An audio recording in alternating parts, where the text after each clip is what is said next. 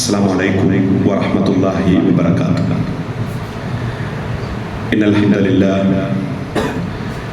نحمده ونستعينه ونستغفره ونستهديه ونؤمن به ونتوكل عليه ونعوذ بالله من شرور أنفسنا ومن سيئات أعمالنا. من يهده الله فلا مضل له ومن يضلل فلا هادي له. وأشهد أن لا إله إلا الله وحده لا شريك له وأشهد أن محمدا عبده ورسوله أرسله بالهدى ودين الحق ليظهره على الدين كله ولو كره المشركون. اللهم صل على محمد وعلى آل محمد كما صليت على إبراهيم وعلى آل إبراهيم إنك حميد مجيد.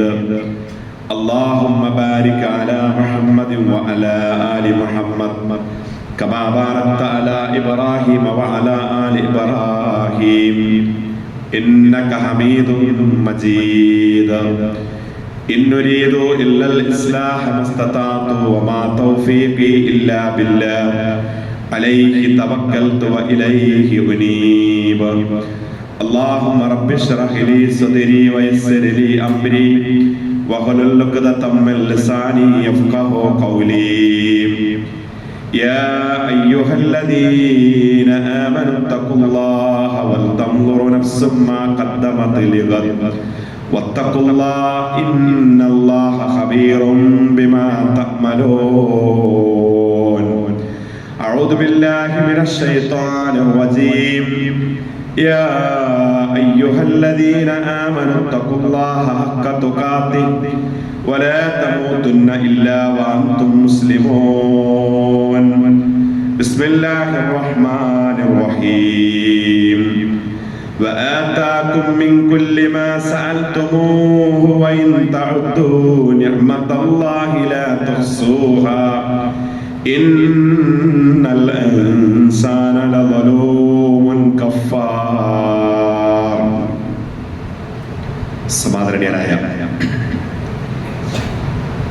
സഹോദരങ്ങളെ, സഹോദരിമാരെ, വിശ്വാസികൾ, ജീവിതത്തിന്റെ എല്ലാ സന്ദർഭങ്ങളിലും സൃഷ്ടാവും നിയന്താവുമായ അല്ലാഹുവിന്റെ കൽപ്പനാ നിർദ്ദേശങ്ങൾ അതിന്റെ ആജ്ഞാനുവർത്തികളായി ജീവിതാന്ത്യം വരെ ഈമാനും തഖ്വയും നിലനിർത്തി അല്ലാഹുവിന്റെ ഇഷ്ടവും പൊരുത്തവും കൃപയും നേടിയെടുക്കുവാൻ പരമാവധി യത്നിക്കണമേ എന്ന് സ്വന്തത്തോടും അതോടൊപ്പം നിങ്ങൾ ഓരോരുത്തരോടും ഓർമ്മപ്പെടുത്തുകയാണ്, വസിയത്ത് ചെയ്യുകയാണ്.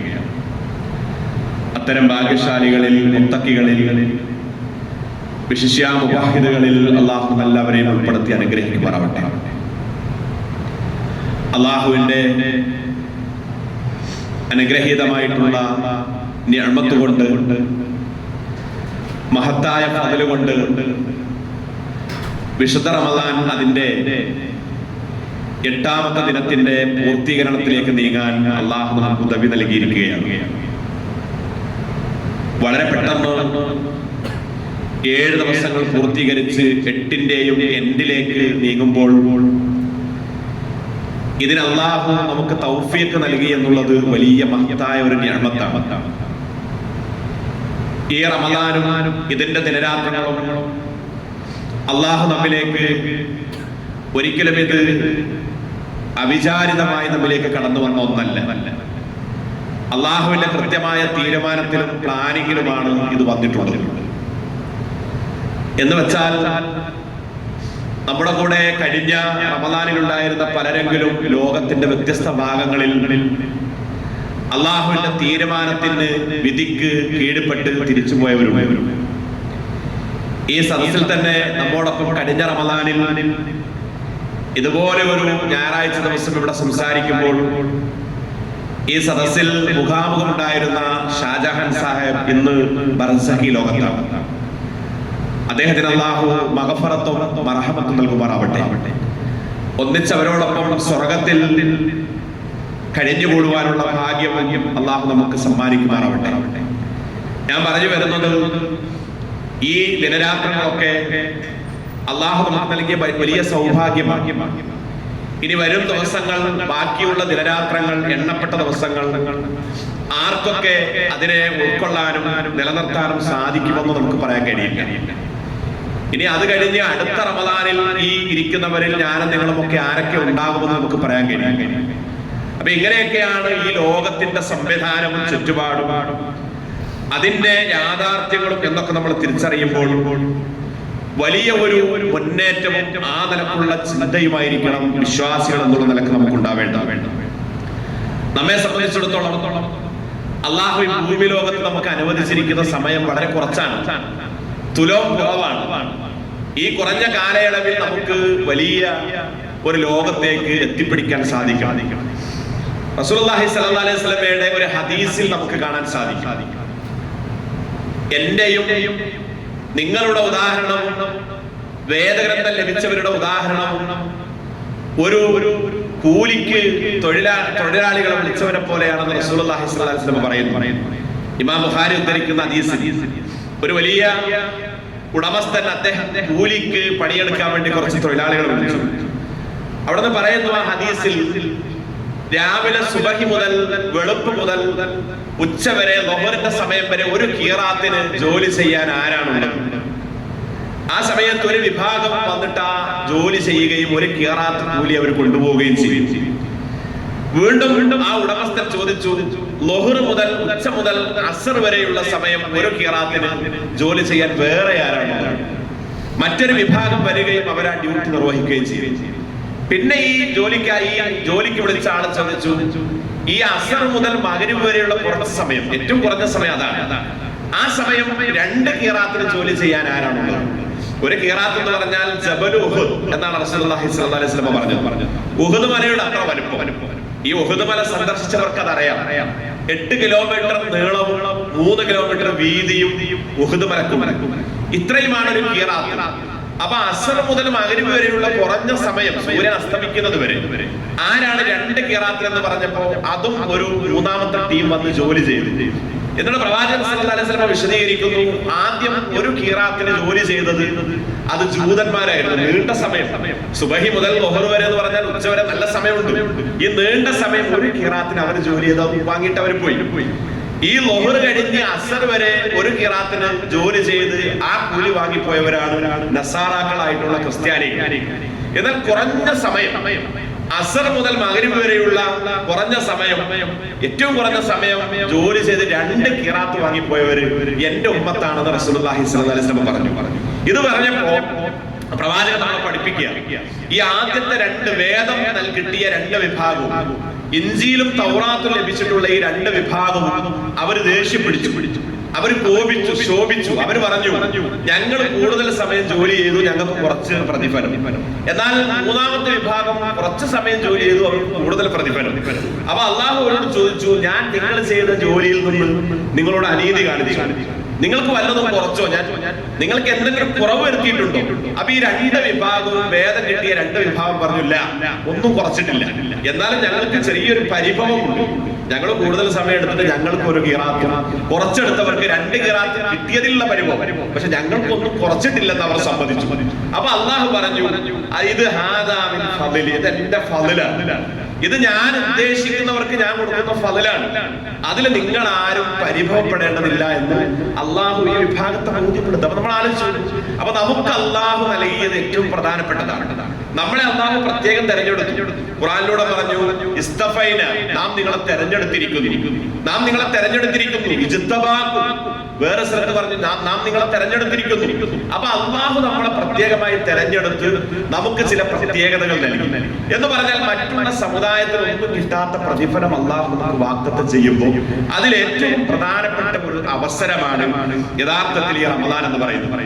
ഇന്ന് നമ്മൾ സംസാരിക്കാൻ വേണ്ടി നിർദ്ദേശിച്ചിരിക്കുന്ന വിഷയം, തെരഞ്ഞെടുത്തിരിക്കുന്ന വിഷയം, നമുക്ക് കിട്ടിയ അനുഗ്രഹങ്ങളെ നമ്മൾ നിരന്തരമായിട്ട് ഓർക്കുക എന്നതാണ്. നമുക്ക് കിട്ടിയ നിഅമത്തുകളെ, അള്ളാഹു നൽകിയിട്ടുള്ള നിഅമത്തുകളെ നമ്മൾ നിരന്തരമായിട്ട് ഓർത്തുകൊണ്ടിരിക്കണം, സ്മരിച്ചുകൊണ്ടിരിക്കണം. ഈ ഭൂമിയിൽ ജീവിക്കുന്ന ഏതൊരു മനുഷ്യനും അള്ളാഹുവിന്റെ നിയമത്തുണ്ട്. നിയമത്ത് ലഭിക്കാത്ത ഒരാളുണ്ട്. എല്ലാവർക്കും 100 കണക്കിന് നിയമത്തുകൾ. ഈ മദീന പള്ളിയിൽ ഒരു സഹാബി എണീറ്റുന്നിട്ട് പറഞ്ഞു, പ്രവാചകരെ ഞാൻ ഒന്നുമില്ലാത്ത ആളാണ് എന്ന് പറഞ്ഞാൽ അഹ്ലുസുഫയുടെ കുറെ ആളുകൾ ഉണ്ടായിരുന്നു അവിടെ. അഹ്ലുസുഫ എന്ന് പറഞ്ഞാൽ അവർക്ക് വീടുമില്ല, കിടപ്പാടോ ഇല്ല, ഒന്നുമില്ല. അവരങ്ങനെ ഒറ്റപ്പെട്ട് പള്ളിയുടെ ഒരു ചെരുവിൽ, മദീന പള്ളിയുടെ ഒരു തായ്വരയിൽ ഇങ്ങനെ കഴിച്ചു കൊടുക്കും. ആരെങ്കിലും ഒക്കെ വല്ലതും കൊടുത്താൽ അവർ കഴിക്കും, വിശപ്പടക്കും. ഇങ്ങനെയുള്ള ഒരു വിഭാഗം അഹ്ലുസുഫ എന്നാണ് അവരെ പേര് വിളിച്ചിരുന്നത്. അങ്ങനെ ഒരാൾ എണീറ്റ് ചോദിക്കുക, പ്രവാചകരെ എനിക്കൊന്നുമില്ല, ഞാൻ പരമദരിദ്രനാണ്, ഫക്കീറാണ്, ഞാൻ പടച്ചവന്റെ മുമ്പിൽ എന്തിനെ കുറിച്ചായിരിക്കും പറയാം? അള്ളാഹു എന്നോട് എന്തിനെ കുറിച്ചാണ് നാളെ പരലോകത്ത് ചോദിക്കുക? ഞാനൊന്നും പറയേണ്ടതില്ലല്ലോ, എനിക്ക് കണക്ക് പറയാൻ ഒന്നും ഉണ്ടാവില്ലല്ലോ എന്ന ചോദ്യത്തിന്റെ മുമ്പിൽ റസൂലുള്ളാഹി സ്വല്ലല്ലാഹു അലൈഹി വസല്ലം പറഞ്ഞു, 100 കണക്കിന് കാര്യങ്ങൾ താങ്കളോട് ചോദിക്കും. 100 കണക്കിന് കാര്യങ്ങൾ.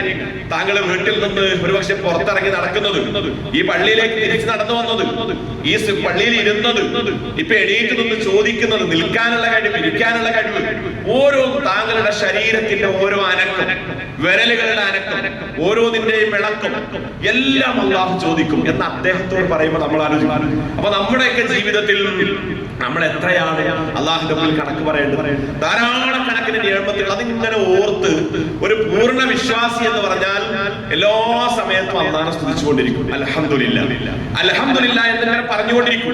അള്ളാഹുവിന്റെ നിഅമത്ത് എല്ലാവർക്കും ലഭിച്ചു. അള്ളാഹു ഇല്ലെന്ന് പറയുന്നവരെ കൊടുത്തു. അള്ളാഹുവിനെ ധിക്കരിക്കുന്നവർക്ക്, അള്ളാഹിനെ കുറിച്ച് മോശമായി സംസാരിക്കുന്നവർക്ക്, നിരീശ്വരവാദിക്കൊക്കെ അള്ളാഹു ഒരുപോലെ അവന്റെ നിയമത്ത് കൊടുക്കുന്നു. റബ്ബില്ലെന്ന് പറയുന്ന ആൾക്ക് ഒരിക്കലും അള്ളാഹു തന്റെ വെള്ളത്തെ തടയുന്നില്ല. അള്ളാഹുവിനെ കളിയാക്കുന്ന, പരിഹസിക്കുന്ന ആൾക്ക് അള്ളാഹു തന്റെ ഓക്സിജൻ കൊടുക്കുന്നില്ല, കൊടുക്കാതിരിക്കുന്നില്ല, എല്ലാം കൊടുക്കുകയാണ്.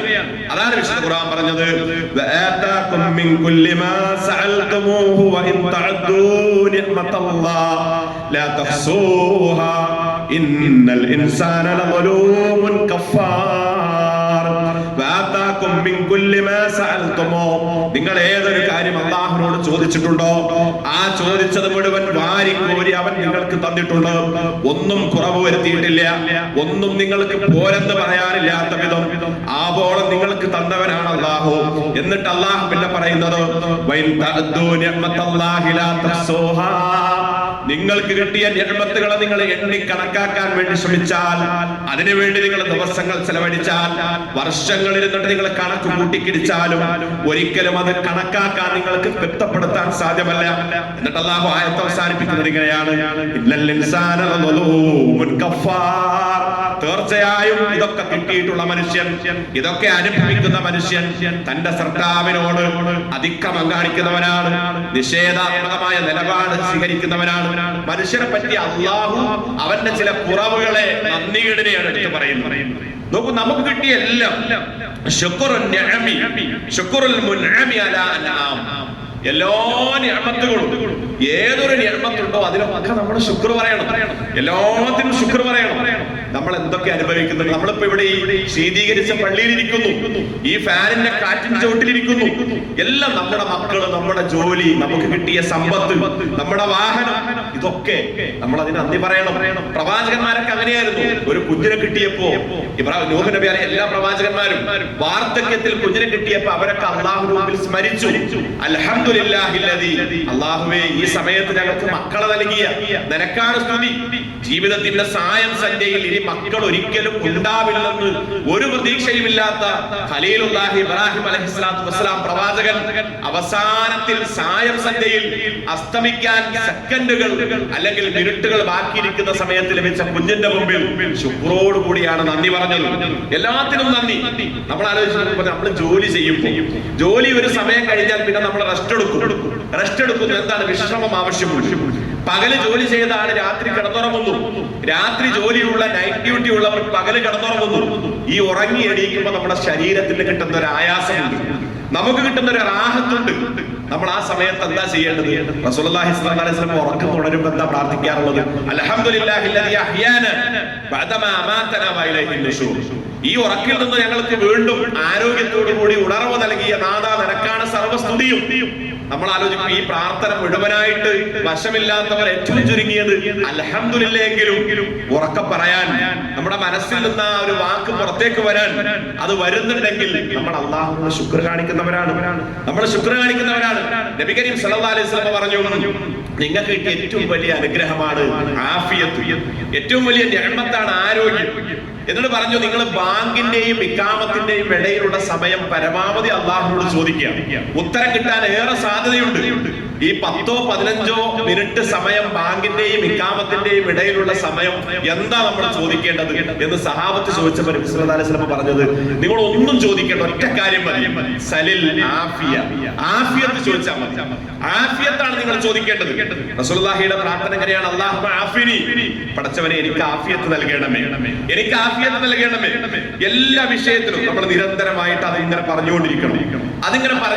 നമ്മൾ ആലോചിച്ച് നോക്കൂ, മനുഷ്യനെ സംബന്ധിച്ചിടത്തോളം നമ്മുടെയൊക്കെ ശരീരം മാത്രം നമ്മൾ തഫ്തീഷ് ചെയ്താൽ മതി, പരിശോധിച്ചാൽ മതി.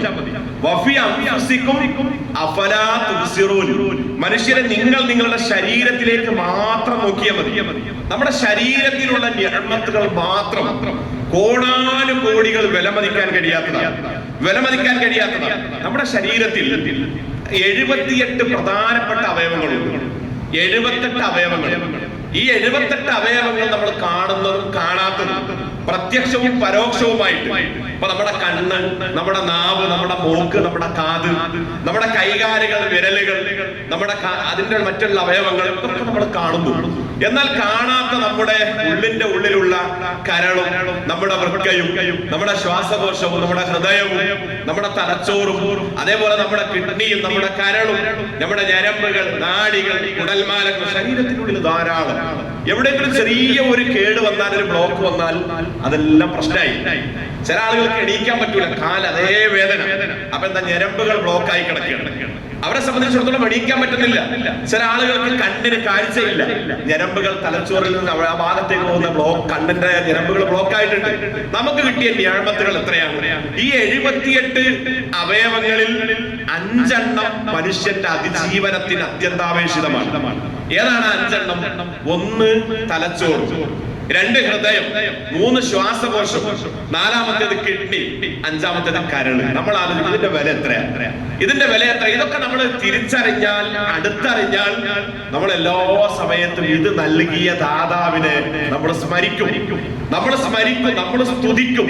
അറിയാതെ നമ്മുടെ നാവിൽ നിന്ന് അൽഹംദുലില്ലാഹ് എന്ന വാക്ക് വരും. ഇപ്പൊ കിഡ്നി അതിന്റെ ദൗത്യം കൃത്യമായി നിർവഹിക്കുക. ഓരോ സെക്കൻഡിലും ഓരോ സമയത്തും ആ ഡ്യൂട്ടി നിർവഹിക്കുന്നുണ്ട്. ഈ കിഡ്നി ഫെയിലായിട്ടുള്ള ഒരാളോട് നമ്മൾ ചോദിക്കുകയാണ്, ഡയാലിസിന് വിധേയമാകുന്ന ഒരാളോട് ചോദിക്കുക, നിങ്ങളുടെ ഏറ്റവും വലിയ ആഗ്രഹം എന്താ? അദ്ദേഹം പറയും, എനിക്ക് ഒരു ദിവസം ഒരു 2 ലിറ്റർ വെള്ളം കുടിക്കാനുള്ള ഒറ്റ ഭാഗ്യം കിട്ടിയാൽ വേറൊന്നും വേണ്ട. ഭക്ഷണം എനിക്ക് പ്രശ്നം, 2 ലിറ്റർ വെള്ളം. എനിക്കറിയാവുന്ന മുമ്പ് ഞാൻ കുത്തുബ നിർവഹിച്ചിരുന്ന പള്ളിയിൽ എറണാകുളത്ത് ഒരു വലിയ ആളുണ്ടായിരുന്നു. അതേ വലിയ സ്കോഡീഷ്യനും വലിയ സമ്പന്നനും ധനാഢ്യനുമാണ്. അദ്ദേഹത്തിന് ആദ്യം ക്യാൻസർ രോഗം വന്ന്, പിന്നെ റേഡിയേഷനും മറ്റുമൊക്കെ ആയിട്ട് വർഷങ്ങളിലൂടെ അത് ഭേദപ്പെട്ടു. പിന്നെ പെട്ടെന്നാണ് അദ്ദേഹത്തിന്റെ ഒരു കിഡ്നി ഫെയിലായി. അങ്ങനെ അതും ഒരു കിഡ്നിയിൽ ഇങ്ങനെ അദ്ദേഹം പോയിക്കൊണ്ടിരിക്കുമ്പോ പിന്നെ ഏതോ ഒരു ഫംഗ്ഷനിൽ, വിവാഹ ഫംഗ്ഷനിൽ പങ്കെടുത്ത് ഈ ഇൻഫെക്ഷൻ കയറി 2-മത്തേതിനും ബാധിച്ച്, 2ഉം ഫെയിലായി. അദ്ദേഹത്തിന് ഒരു 70-72 വയസ്സുള്ളതുകൊണ്ട് പിന്നെ കിഡ്നി മാറ്റി വെക്കാനുള്ള ഒരു ആരോഗ്യസ്ഥിതി ഇല്ല. അങ്ങനെ അദ്ദേഹത്തെ ആഴ്ചയിൽ 4 പ്രാവശ്യം 4 ദിവസമൊക്കെ അദ്ദേഹത്തെ ഡയാലിസിസ് ചെയ്യും. അപ്പൊ അദ്ദേഹം പറയാണ്, എനിക്കൊരു 500 മില്ലി വെള്ളത്തിന്റെ താഴെ ഒരു ദിവസം കുടിക്കാൻ പറ്റും. എന്നിട്ട് അദ്ദേഹം പറയാം, രാവിലെ ഉറക്കിൽ നിന്ന് എണീക്കുമ്പോ ഞാൻ നമ്മൾ കടയിൽ നിന്നൊക്കെ കുടിക്കുന്ന ചായ ഗ്ലാസ്സിന്, ആ ഗ്ലാസ്സിന് ഒരു 1/4 ഗ്ലാസ് ചായ കുടിക്കും. 4 മണിക്ക് ഒരു 1/4 ഗ്ലാസ് കുടിക്കും. ബാക്കി വരുന്ന ഒരു കുറഞ്ഞ അളവുണ്ടല്ലോ, അത് വെള്ളം ഒരു ദിവസം ക്രമീകരിച്ച് ലിമിറ്റായിട്ട് കുടിക്കും. അതെങ്ങാനും ഏതെങ്കിലും ഒരു അബദ്ധത്തിൽ, അശ്രദ്ധയിൽ അല്പം കൂടിപ്പോയാൽ ഉടനെ ശ്വാസം മുട്ടലടക്കും, ശ്വാസതടസ്സം അനുഭവിക്കും. പിന്നെ അദ്ദേഹത്തെ പെട്ടെന്ന് ചിലപ്പോൾ പാതിരാത്രിയൊക്കെ മക്കള് കാറിൽ എടുത്തിട്ട് എറണാകുളത്തുള്ള ലക്ഷോർ ഹോസ്പിറ്റലിലേക്ക് കൊണ്ടുപോകും. എന്നിട്ട് ഡയാലിസിസ് ചെയ്യും. അപ്പോഴാണ് ശ്വാസം പുറത്തേക്ക് പിന്നെ വരുന്നത്. നമ്മൾ ആലോചിക്കും, നമ്മൾ എത്രമാത്രം ഭാഗ്യവാന്മാരാണ്. നമ്മൾ ശ്വസിച്ചുകൊണ്ടിരിക്കുന്ന വായു നമ്മൾ ആലോചിച്ചു, ആ വായു, ആ ഓക്സിജൻ അല്ലാഹു നമുക്ക് സൗജന്യമായിട്ട് നൽകുകയാണ്. നമ്മുടെ മൂക്കിന്റെ ഉള്ളിലൂടെ നമ്മൾ ഉള്ളിലേക്ക് വലിച്ചെടുക്കുന്നത് ഓക്സിജനാണ്, ശുദ്ധവായുവാണ്. ആ വായു തണുത്തതാണെങ്കിൽ അതിനെ നല്ല രൂപത്തിൽ അതിനെ പാകപ്പെടുത്താനുള്ള സംവിധാനം മൂക്കിലുണ്ട്. അത് ചൂടുള്ളതാണെങ്കിൽ, തണുപ്പുള്ളതാണെങ്കിൽ ഈർപ്പമുള്ളതാക്കാൻ, ചൂടുള്ളതാണെങ്കിൽ അതിനെ തണുപ്പിക്കാനൊക്കെ സംവിധാനം അല്ലാഹു മൂക്കിൽ നൽകി. ഈ മൂക്കിന്റെ ഉള്ളിലേക്കുള്ള ദ്വാരം അതൊരു വളഞ്ഞ ആകൃതിയിലാണ്.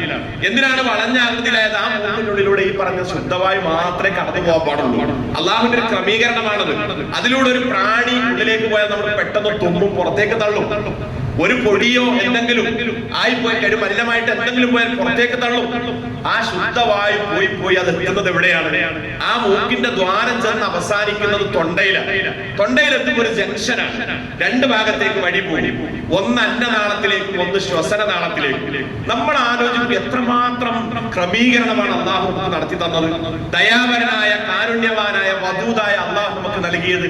ആ ജംഗ്ഷനിൽ എത്തുമ്പോൾ നമ്മൾ കുടിക്കുന്ന വെള്ളവും ഭക്ഷണവും പോവേണ്ടത് ഓട്ടോമാറ്റിക് ആയിട്ട് നമുക്കൊരു പങ്കുമില്ലാതെ അത് അന്നനാളത്തിലേക്ക് തിരിഞ്ഞു പോകണം. അവിടെ എത്തുമ്പോൾ നമ്മൾ ശ്വസിക്കുന്ന വായു നമുക്കൊരു പങ്കുമില്ലാതെ ശ്വസനനാളത്തിലേക്ക് പോകണം. അതെങ്ങാനും തിരിഞ്ഞു പോയാൽ എന്താ സംഭവിക്കുക? എപ്പോഴെങ്കിലും ഒക്കെ നമ്മൾ കേൾക്കും, ഒരു 1000-ലൊക്കെ ഒരു കുഞ്ഞ് ഈ മുലപ്പാല് തൊണ്ടയിൽ കുടുങ്ങി മരിച്ചു, മുലപ്പാല് ഇങ്ങോട്ട് ശ്വസനനാളത്തിലേക്ക് പോയിട്ട് ശ്വാസം മുട്ടി മരിച്ചു, അല്ലെങ്കിൽ ഭക്ഷണത്തിന്റെ ചെറിയ അംശപ്പുറത്ത് ശ്വസനനാളത്തിലേക്ക് പോയി കുടുങ്ങി മരിച്ചു. അങ്ങനെ എങ്ങാനും അങ്ങോട്ട് വഴി മാറിപ്പോയാൽ നമ്മുടെ ആയുസിന്റെ വലിപ്പത്തിലായിരിക്കും. അപ്പൊ അള്ളാഹു നമ്മളോട് വലിയ കാരുണ്യമാണ് നൽകിയത്, വലിയ കാരുണ്യമാണ് നൽകിയത്. നമ്മൾ പല ആളുകൾക്കും ശ്വാസം കിട്ടാത്ത മനുഷ്യന്മാരുണ്ട്, ശ്വാസം മുട്ടിക്കൊണ്ടിരിക്കുന്ന ആളുകൾ. അവരെ സംബന്ധിച്ചിടത്തോളം അവർ നിൽക്കുന്നിടത്ത് ഓക്സിജൻ ഉണ്ട്. അയാൾ നിൽക്കുന്ന പുറത്തുണ്ട്, മുറ്റത്തുണ്ട്, വീടിന്റെ ഉള്ളിലുണ്ട്, എല്ലായിടത്തും ഓക്സിജൻ ഉണ്ട്. പക്ഷെ അദ്ദേഹത്തിന് മാത്രം വലിച്ചെടുക്കാൻ പറ്റുന്നില്ല. എന്നിട്ട് അദ്ദേഹത്തെ കൊണ്ടുപോയിട്ട് ഹോസ്പിറ്റലിൽ കൊണ്ടുപോയിട്ട് കൃത്രിമമായിട്ട് ട്യൂബിട്ട് കൊടുക്കുക. ഒരാൾ പറഞ്ഞു, എന്റെ ഉപ്പക്ക് ശ്വാസതടസ്സം ഉണ്ടായിട്ട് ആശുപത്രിയിൽ അഡ്മിറ്റ് ചെയ്തു. 1 മാസം അവിടെ കിടന്ന് അങ്ങനെ ട്രീറ്റ്മെന്റ് കഴിഞ്ഞ് ശരാശരി ഹോസ്പിറ്റൽ ഡിസ്ചാർജ് ചെയ്തപ്പോൾ വലിയൊരു ബില്ലുണ്ട്. ആ ബില്ലിൽ ശ്വാസം കൊടുത്തതിന് മാത്രം കൃത്രിമമായിട്ട് ഓക്സിജൻ കൊടുത്തതിന്റെ ബില്ല് എഴുതിയത് 60,000 രൂപ ഒരു മാസത്തേക്ക്. നമ്മൾ ആലോചിക്കും, 1 മാസത്തേക്ക് 60,000 എങ്കിൽ 1 വർഷത്തേക്ക് എത്രയായി? 7,20,000. അതൊരു പിന്നെ 60 വർഷത്തേക്ക് കൂട്ടുമ്പോൾ 6 കോടിയുടെ അത്രയായി. നമ്മൾ ആലോചിക്കും, ആർക്കെങ്കിലും അങ്ങനെ 6 കോടി കൊടുത്തിട്ട് ഈ ശ്വാസം വാങ്ങി ഉപയോഗിക്കാൻ പറ്റും? ഓരോന്നും അങ്ങനെയാണ്. ഡയാലിസിസ് ചെയ്യുന്ന ഒരാളെ സംബന്ധിച്ചിടത്തോളം ഓരോ പോക്കിനും 4,000-3,000 കൊടുക്കണം. എങ്കിൽ അതിങ്ങനെ ചെയ്തുകൊണ്ടിരിക്കുന്ന ആൾക്ക് എത്രയാണ്? അപ്പൊ ഓരോന്നിന്റെയും വില അള്ളാഹു നമുക്ക് പറഞ്ഞുതരാം. ഇപ്പൊ നമ്മുടെ കണ്ണ് ഇടക്കിടക്ക് അടയണമല്ലോ. അത് അതിന്റെ ഒരു ചിട്ടവട്ടമാണ്, രീതിയാണ്. കണ്ണിടക്ക് ഇങ്ങനെ അടഞ്ഞുകൊണ്ടിരിക്കണം. അതാണ് അടപ്പ് അള്ളാഹു നൽകിയത്. എന്തിനാണ് അത് അടയുന്നത്? അത് അടയുമ്പോൾ നമ്മുടെ കണ്ണിങ്ങനെ നനക്കും. ആ കണ്ണിലുള്ള ചെറിയ അതുണ്ടല്ലോ, ആ നീരിങ്ങനെ നനച്ചുകൊണ്ടിരിക്കണം. അത് നനയാതെ അതിങ്ങനെ ഈർപ്പമുള്ളതും ഉണങ്ങിയതുമായി മാറിയാൽ കണ്ണിന് ഇൻഫെക്ഷൻ ബാധിക്കും. പിന്നെ കണ്ണിന് രോഗം വരും. അപ്പൊ ഇടക്കിടക്ക് ഇങ്ങനെ നനച്ചുകൊണ്ടിരിക്കണം. ചെറിയൊരു പൊടി അതിൽ വീട്ടുണ്ടെങ്കിൽ അത് ഇങ്ങോട്ട് പുറത്തേക്ക് മുന്നിലേക്ക് തള്ളി വരും. എല്ലാ ക്രമീകരണവും അള്ളാഹു നമ്മുടെ മുമ്പിൽ നടത്തി. എല്ലാ ക്രമീകരണവും നമ്മുടെ ഹൃദയത്തിന്റെ വെടിപ്പ് 1 മിനിറ്റിൽ 70 ചില്ലാനം തവണ അത് ആവർത്തിച്ചുകൊണ്ടിരിക്കണം. നമ്മുടെ ശ്വാസോച്ഛ്വാസം എന്ന് പറയുന്നത് കൃത്യമായിട്ട് സെക്കൻഡിൽ, ഓരോ സെക്കൻഡിലും നടക്കേണ്ട സംഗതിയാണ്. നമ്മൾ ഉറങ്ങുമ്പോൾ നമ്മുടെ ശ്വാസോച്ഛ്വാസത്തിന്റെ ഉത്തരവാദിത്തം ആർക്കാണ്? നമ്മൾ നടക്കുമ്പോൾ ആർക്കാണ്? നമ്മളിപ്പോ 2 മിനിറ്റ് 36 മിനിറ്റ് നമ്മുടെ മൂക്കും വായയും അമർത്തി പൊത്തി 4 ആൾ കൂട്ടിപ്പിടിച്ചാൽ ഒരു വെള്ളത്തിൽ നമ്മുടെ തല താഴ്ത്തിയിട്ട് 4-5 ആൾ കൊണ്ടുപോയിട്ട് നമ്മുടെ തലയിൽ അമർത്തി ചവിട്ടിയാൽ 2 മിനിറ്റ് 36 സെക്കൻഡ് കൊണ്ട് നമ്മുടെ ജീവൻ അസ്തമിക്കും, ജീവൻ തീരും എന്ന് പറഞ്ഞാൽ ശ്വാസം മുട്ടി മരിക്കും. നമുക്ക് അള്ളാഹു നമുക്ക് നൽകിയത് ഓരോന്നും അതിന്റെ പ്രാധാന്യത്തെ കുറിച്ച് നിരന്തരമായിട്ട് അള്ളാഹു നമ്മളോട് ചോദിച്ചുകൊണ്ടിരിക്കുക. അള്ളാഹു നമ്മളോട് പറഞ്ഞുകൊണ്ടിരിക്കുക. കണ്ണില്ലാത്തൊരു മനുഷ്യൻ, അയാൾക്കാണ് കണ്ണിന്റെ വില അറിയാം. അള്ളാഹു നോക്ക് നമുക്ക് എല്ലാം കൂടുതൽ നൽകി. ഒരാൾക്ക് 1 കണ്ണുണ്ടെങ്കിലും കാണാൻ പറ്റും, പക്ഷെ 2 എണ്ണം നൽകി. 1 കാത്, 1 ചെവി മതി കേൾക്കാൻ, 2 എണ്ണം നൽകി. 1 കിഡ്നി മതി, പക്ഷെ 2 കിഡ്നി നൽകി. നമ്മൾ ആലോചിക്കും, ഇത്രമാത്രം ദയാപരനായ ഒരു റബ്ബിനെ നമുക്ക് കാണാൻ കഴിയും, വേറൊരാൾക്ക് അത് ചെയ്യാൻ കഴിയും. എന്നിട്ട് അള്ളാഹു നമ്മളോട് പറയുന്ന വർത്തമാനമുണ്ട്, മനുഷ്യരെ ഏതൊരു നിഅമത്തും നിങ്ങളുടെ അള്ളാഹുവിന്റെ ഫദ്ല് കൊണ്ട് അവൻ നിങ്ങൾക്ക് നൽകിയതാണ്. അള്ളാഹുവിൽ നിന്നുള്ളതാണ് നിങ്ങൾക്ക് കിട്ടിയ ഓരോ നിഅമത്തുകളും. എല്ലാ നിഅമത്തിന്റെയും ഉടയവൻ അള്ളാഹുവാണ്. ഈ ഉടയവനെ നിങ്ങൾ ഇടക്കിടക്ക് ഓർത്തുകൊണ്ടിരിക്കണം. ഒരു വലിയ ധനാട്യന്റെ വീട്ടുമുറ്റത്തേക്ക്, മനോഹരമായ വീട്ടുമുറ്റത്തേക്ക് ഒരു യാചകൻ കയറി വരിക. വലിയ മതിൽക്കെട്ടുകൾക്കുള്ളിൽ മനോഹരമായ 2 നില വീട്. വീട്ടിന്റെ മുറ്റത്ത് 2-3 വാഹനങ്ങൾ നിർത്തിയിട്ടുണ്ട്, കാറും മറ്റും നിർത്തിയിട്ടുണ്ട്. ഈ വീടിന്റെ സിറ്റ് ഔട്ടിൽ ഒരു മനോഹരമായ കസേരയിൽ അതിന്റെ ഉടമസ്ഥൻ ചാരിയിരിക്കുന്നുണ്ട്. ഒരാണെന്ന കസേരയിൽ ഇരിക്കുന്നുണ്ട്. ഈ അടുത്തെത്തിയ യാചകൻ മുറ്റത്തിരുന്നിട്ട് തൊട്ടടുത്ത് നിന്നിട്ട് അദ്ദേഹത്തിന് സലാം ഓതിയിട്ട് പറഞ്ഞു, നിങ്ങളൊക്കെ എത്ര ഭാഗ്യം കിട്ടിയ ആളാണ്, നിങ്ങൾ എത്രമാത്രം സൗഭാഗ്യവാനാണ്. ഇത്രയും വലിയ വീടും ഇത്രയും വലിയ വസ്തുവകയും ഈ കണ്ണായ സ്ഥലത്ത് നിങ്ങൾക്ക് കിട്ടിയെന്നത് ചെറിയ കാര്യമല്ല. ഇത് കേട്ടിട്ട് ഇത് പറഞ്ഞിട്ട് അദ്ദേഹം പറഞ്ഞു, നിങ്ങൾ എന്തെങ്കിലും എന്നെ കാര്യമായിട്ട് സഹായിക്കണം. ഈ സമയത്ത് കാര്യമായി സഹായിക്കണം എന്ന് പറഞ്ഞപ്പോ അദ്ദേഹം ഈ വീട്ടിന്റെ ഉടമസ്ഥൻ എന്ത് ചെയ്തു, എന്നേക്കാൾ ഭാഗ്യം കിട്ടിയ ആൾ നിങ്ങളാണ്. ഈ വന്ന യാചകനോട് എന്നേക്കാൾ ഭാഗ്യം കിട്ടിയ നിങ്ങളാണെന്ന് പറഞ്ഞിട്ട് അദ്ദേഹത്തിന്റെ മുഖത്തിൽ വെച്ചിരുന്ന കൂളിംഗ് ഗ്ലാസ് അദ്ദേഹം പുറത്തേക്ക് ഊരി. കൂളിംഗ് ഗ്ലാസ് ഊരിയപ്പോഴാണ് അദ്ദേഹത്തെ തിരിച്ചറിഞ്ഞത്, ആ മനുഷ്യന്റെ 2 കണ്ണിനും കാഴ്ചയില്ല. ഇത്രയും വലിയ ധനാഢ്യനാണെങ്കിലും അയാൾക്ക് 2 കണ്ണിനും കാഴ്ചയില്ല. വന്ന ആളെ കാണാൻ പോലും അദ്ദേഹത്തിന് നിഴല് പോലും ഇല്ല. വന്ന ആളുടെ നിഴല് പോലും അദ്ദേഹത്തിന് മുമ്പിലില്ല. എന്നിട്ട് ഈ ഉടമസ്ഥൻ പറഞ്ഞു, ഞാൻ പറയുന്നു, നിങ്ങൾ നിങ്ങളുടെ 2 കണ്ണിൽ ഒന്ന് എനിക്കിപ്പോ തരാൻ സന്നദ്ധനാണെങ്കിൽ, സർജറിയിലൂടെ എനിക്ക് നൽകാൻ നിങ്ങൾ വില്ലിംഗ് ആണെങ്കിൽ, ഈ വീടും ഈ സ്ഥലവും ഈ വാഹനങ്ങളും ഒക്കെ നിങ്ങളുടെ പേരിലേക്ക് ആധാരം ഞാൻ എഴുതിത്തരാൻ ഞാൻ സന്നദ്ധനാണ്. നിങ്ങൾ ഓക്കെ ആണെങ്കിൽ ഇപ്പൊ പറഞ്ഞു. അല്പസമയം ഒന്ന് ആലോചിച്ചിട്ട് ഈ യാചകനായ മനുഷ്യൻ പറഞ്ഞു, എനിക്ക് തെറ്റിപ്പോയി, നിങ്ങൾ പറഞ്ഞതാണ് ശരി, അതുകൊണ്ട് ഒരു കണ്ണ് തന്നിട്ട് എനിക്കിത് വേണ്ട, ഞാൻ പോട്ടെ, എനിക്ക് നിങ്ങൾ ഒന്നും തരണ്ടെന്ന് പറഞ്ഞു അദ്ദേഹം സലാം പറഞ്ഞ് തിരിച്ചുപോയി എന്ന്. നമ്മൾ ആലോചിക്കും, ഒരു കണ്ണിന്റെ വില എത്രയാണ്, ഓരോ അവയവങ്ങളുടെയും വില എത്രയാണ്. അതുകൊണ്ടാണ് ഖുർആൻ നമ്മളോട് പറയുകയാണ്, ധാരാളക്കണക്കിന് ആയത്തുകളിലൂടെ അല്ലാഹു നമ്മളെ ഉത്ബോധിപ്പിക്കുന്നു. വിശുദ്ധ ഖുർആൻ സൂറത്തുൽ ലുഖ്മാനിലെ ഒരായത്ത് ഇങ്ങനെയാണ്, അലം തറൗ അന്നല്ലാഹ സഖറ ലക്കും മാ ഫിസ് സമാവാതി വമാ ഫിൽ അർദ് വഅസ്ബ അലൈക്കും നിഅമഹു ളാഹിറതൻ വബാതിന വമിനൻ നാസി മൻ യുജാദിലു ഫില്ലാഹി ബിഗൈരി ഇൽമിൻ വലാ ഹുദൻ വലാ കിതാബിൻ മുനീർ. അലം തറൗ, നിങ്ങൾ കാണുന്നില്ലയോ, അലം തറൗ അന്നല്ലാഹ സഖറ ലക്കും മാ ഫിസ് സമാവാതി വമാ ഫിൽ അർദ്, ആകാശങ്ങളിലും ഭൂമിയിലും ഉള്ളതെല്ലാം അല്ലാഹു നിങ്ങൾക്ക് അധീനപ്പെടുത്തി തന്നത് നിങ്ങൾ കാണുന്നില്ലയോ. അങ്ങനെ നിങ്ങൾക്ക് അധീനപ്പെടുത്തി തരികയും വസ്ബാലൈക്കും നിഅമഹു ളാഹിറതൻ വബാതിന, ഈ ഭൂമിയിൽ പ്രത്യക്ഷമായതും പരോക്ഷമായതും അവൻ നിങ്ങൾക്ക് നിവർത്തിച്ചു തരികയും ചെയ്തു. എന്നിട്ട് അല്ലാഹു പറയുന്ന ഒരു വർത്തമാനമുണ്ട്, ഇതൊക്കെ കിട്ടിയിട്ടും വമിനൻ നാസി മൻ യുജാദിലു ഫില്ലാഹി ബിഗൈരി ഇൽമിൻ വലാ ഹുദൻ വലാ കിതാബിൻ മുനീർ. ഒരു പ്രമാണവുമില്ലാതെ, ഒരാധാരവുമില്ലാതെ, ഒരു തെളിവുമില്ലാതെ, ഒരു രേഖയുമില്ലാതെ അല്ലാഹുവിനെ കുറിച്ച് തർക്കിക്കുന്നവരുണ്ട്. അല്ലാഹു ഇല്ലെന്ന് പച്ചയായിട്ട് പറയുന്ന നിരീശ്വരവാദികളുണ്ട്. അല്ലാഹുവിനെ ചീത്ത വിളിക്കുന്നവരുണ്ട്. അല്ലാഹുവിനെ ശകാരിക്കുന്നവരുണ്ട്. ഇത് എത്രമാത്രം നന്ദികേടാണെന്ന് ഖുർആൻ ആണയിട്ട് കട്ടായം നമ്മളോട് ചോദിക്കുകയാണ്. ഓരോന്നിനെ കുറിച്ചും ഇപ്പോ സംസാരിക്കാൻ കഴിവില്ലാത്ത ഒരാൾ തന്റെ ഈ ഒരു ആശയം മറ്റുള്ളവരെ ബോധ്യപ്പെടുത്താൻ അയാള് പ്രയാസപ്പെടുന്നത് നമ്മൾ കാണുമ്പോഴാണ് നമ്മുടെ നാവിന്റെ വില നമുക്കറിയാം. കണ്ണ് കാണാത്ത ഒരു മനുഷ്യനെ അന്തൻ ഒരു റോഡ് മുറിച്ചു കിടക്കാൻ വേണ്ടി മറ്റുള്ളവർ അവരെങ്ങനെ അല്ലെങ്കിൽ അദ്ദേഹം പ്രയാസപ്പെടുന്നത് കാണുമ്പോഴാണ് നമ്മുടെ കണ്ണിന്റെ വില അറിയാം. അൽഹംദുലില്ലാ, നമ്മൾ അറിയാതെ പറയും. ഓരോന്നും അങ്ങനെയാണ്. ഖുർആൻ പറയാണ്, അലം നജ്അൽ ലഹു ഐനൈൻ, നിങ്ങൾക്ക് നമ്മൾ 2 കണ്ണ് നൽകിയില്ലേ, നിങ്ങൾക്ക് 2 കണ്ണ് നൽകിയില്ലേ, വലിസാനൻ, ഒരു നാവ് നൽകിയില്ലേ, വശഫത്തൈൻ, 2 ചുണ്ടുകൾ നൽകിയില്ലേ, 2 ചുണ്ടുകൾ നൽകിയില്ലേ. ഇതൊക്കെ അല്ലാഹു നമ്മളോട് നിരന്തരം ചോദിക്കുന്നു. നമ്മൾ കഴിക്കുന്ന ഭക്ഷണം, കുടിക്കുന്ന വെള്ളം അത് ദഹിക്കാതെ അതേ പരുവത്തിൽ അവിടെ തന്നെ നിന്നാ എന്താ സംഭവിക്കുക, നമ്മൾ എത്ര ഇടങ്ങറായി പോയി. അത് മാലിന്യമായിട്ട് വേസ്റ്റ് ആയിട്ട് പുറത്തേക്ക് പോവാണ്. നമ്മൾ കഴിച്ച് കുറച്ച് കഴിയുമ്പോൾ തന്നെ ദഹിക്കാം. അതെങ്ങാനും ദഹിക്കാത്തൊരു സാഹചര്യം ഒരാൾക്ക് നിലനിന്നാൽ അയാൾ എത്രമാത്രം ബുദ്ധിമുട്ടിലായിരിക്കും. അയാൾക്ക് ഉറക്കം വരുമോ? അയാൾക്ക് ഉറങ്ങാൻ കഴിയില്ല. ഒരിക്കലും അയാൾക്ക് ഉറങ്ങാൻ കഴിയില്ല. ഇവിടെയാണ് വിശ്വാസികൾ നിരന്തരമായി നമുക്ക് കിട്ടിയ നിഅമത്തുകളെ കുറിച്ച് ആലോചിച്ചുകൊണ്ടിരിക്കേണ്ടത്, അതിനെക്കുറിച്ച് ചിന്തിച്ചുകൊണ്ടിരിക്കേണ്ടത്. വിശുദ്ധ ഖുർആനിൽ സൂറത്തുർ റഹ്മാൻ നമുക്കൊക്കെ പരിചയമുള്ള സൂറത്താണ്. റഹ്മാൻ എന്ന് പറഞ്ഞാൽ അർത്ഥം എന്താ? പരമകാരുണ്യകൻ. അല്ലാഹു കാരുണ്യവാനാണ്, എല്ലാം നമുക്ക് നൽകി.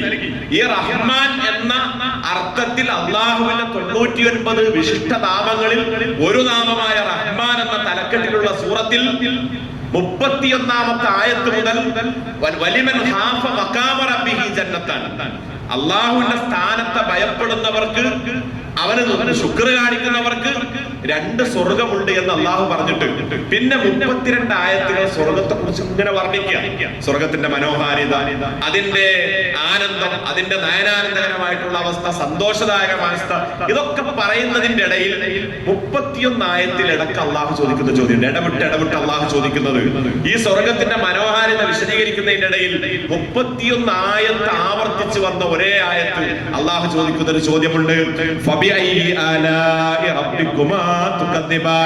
അള്ളാഹുവിന്റെ നിഅമത്തുകളിൽ ഏതൊന്നിനെയാണ് നിങ്ങൾ കളവാക്കിക്കൊണ്ടിരിക്കുന്നത്, ഏതൊന്നിനെയാണ് നിങ്ങൾ നിഷേധിക്കുന്നത്? അള്ളാഹു മനുഷ്യരോട് ചോദിക്കും. എന്നിട്ട് പലപ്പോഴും ആളുകൾ ഇതൊക്കെ അനുഭവിച്ച് ആളുകളൊക്കെ എവിടെയാ നിൽക്കുന്നത്? നമ്മൾ എന്ത് ചോദിക്കും? പലപ്പോഴും പല വിഷയങ്ങളിലും ആളുകളുടെ ബാഹുല്യം നമുക്ക് കാണാൻ കഴിയും. ഇപ്പൊ നമ്മുടെ നാട്ടിലൊക്കെ ഈ കഴിഞ്ഞ 2 മാസങ്ങളിലൊക്കെ ഞങ്ങളുടെയൊക്കെ ഭാഗത്ത്, നിലമ്പൂര് ഭാഗത്തൊക്കെ അവിടെ കാർണിവല്ലുകൾ, അതേപോലെ ഫെസ്റ്റിവലുകൾ, പാട്ടുത്സവങ്ങൾ പലതും നടന്നിരുന്നു. അപ്പൊ അപ്പോഴൊക്കെ ഞാൻ ശ്രദ്ധിച്ചൊരു കാര്യമുണ്ട്. രാത്രി നമ്മൾ ഏതെങ്കിലുമൊക്കെ ഇതുപോലെയുള്ള ഖുർആൻ ക്ലാസ്സുകൾ കഴിഞ്ഞ് 10 മണിക്കും 11 മണിക്കൊക്കെ വീട്ടിലേക്ക് തന്നെ പോകുമ്പോൾ, ബൈക്കിൽ മറ്റൊക്കെ പോകുമ്പോൾ റോഡൊക്കെ ട്രാഫിക് ആയിരിക്കും. ഈ കാർണിവലുകളിലൊക്കെ നമ്മുടെ ഉമ്മത്തിൽ നിന്നും സൊസൈറ്റിയിൽ നിന്നും ഒക്കെ നമ്മുടെ സഹോദരിമാരും നമ്മുടെ ചെറുപ്പക്കാരും യുവാക്കളും ഒക്കെ അതിൽ വരികയാണ് എന്ന് പറഞ്ഞാൽ അതിൽ അവരുടെ ഒക്കെ ഒരു വല്ലാത്ത അവരുടെ സാന്നിധ്യം നമ്മൾ കാണുന്നു. എങ്കിൽ നമ്മൾ ശ്രദ്ധിക്കും, അള്ളാഹുവിനെ കുറിച്ച് സ്മരിക്കുന്ന, അവന്റെ നിഅമത്തുകളെ കുറിച്ച് പറയുന്ന, അവനോട് നമുക്കുള്ള ബാധ്യതയെ കുറിച്ച് വിശദീകരിക്കുന്ന സദസ്സുകളൊക്കെ ആളുകൾ വളരെ കുറവായിരിക്കും. എന്തുകൊണ്ടാണെന്ന് ചോദിച്ചാൽ, ഈ നിഅമത്തുകൾ ആരാണ് നൽകിയത് അതിനെക്കുറിച്ച് ചിന്തിക്കാത്തതാണ് അതിന്റെ പ്രധാനപ്പെട്ട കാരണമെന്ന് നമുക്ക് മനസ്സിലാക്കാൻ കഴിയും. അതുകൊണ്ടാണ് തിന്മകൾ കൂടുതൽ വർദ്ധിക്കുന്നത്.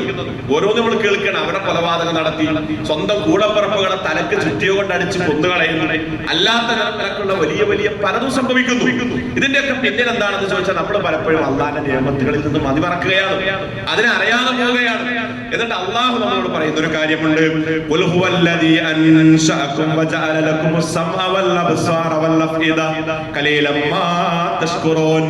നബിയെ പറഞ്ഞു കൊടുക്കണം, അള്ളാഹു നിങ്ങൾക്ക് സൃഷ്ടിപ്പ് നൽകിയവനാണ്, അവനാണ് നിങ്ങളെ സൃഷ്ടിച്ചുണ്ടാക്കിയത്. എന്നിട്ട് അവൻ നിങ്ങൾക്ക് കേൾവിയും കാഴ്ചയും ചിന്തയും നൽകിയവനാണ്. ഇതൊക്കെ നൽകിയിട്ട് ഇതൊക്കെ ഉപയോഗിക്കുന്ന മനുഷ്യൻ ഖലീലമ്മാ തശ്കുറൂൻ, കുറച്ച് മാത്രം നന്ദി കാണിക്കുന്നത്. എന്നിട്ട് പിന്നെയും അള്ളാഹു വ്യത്യസ്ത ആയത്തുകളിൽ പറയുന്നു, കുറച്ചാണ് ആളുകൾ എന്നോട് നന്ദി കാണിക്കുന്നത്. അള്ളാഹ് നമ്മളെ പറ്റി പറയാം, അള്ളാഹു മനുഷ്യരെ പറ്റി പറയാം. മനുഷ്യൻ നശിക്കട്ടെ, എന്താണ് അവൻ ഇത്ര നിഷേധിയാവാൻ? അള്ളാഹ് ചോദിക്കുക, മനുഷ്യൻ തന്റെ റബ്ബിനോട് നന്ദി കെട്ടവനാണ്. എന്നിട്ട് അള്ളാഹു പറയാ,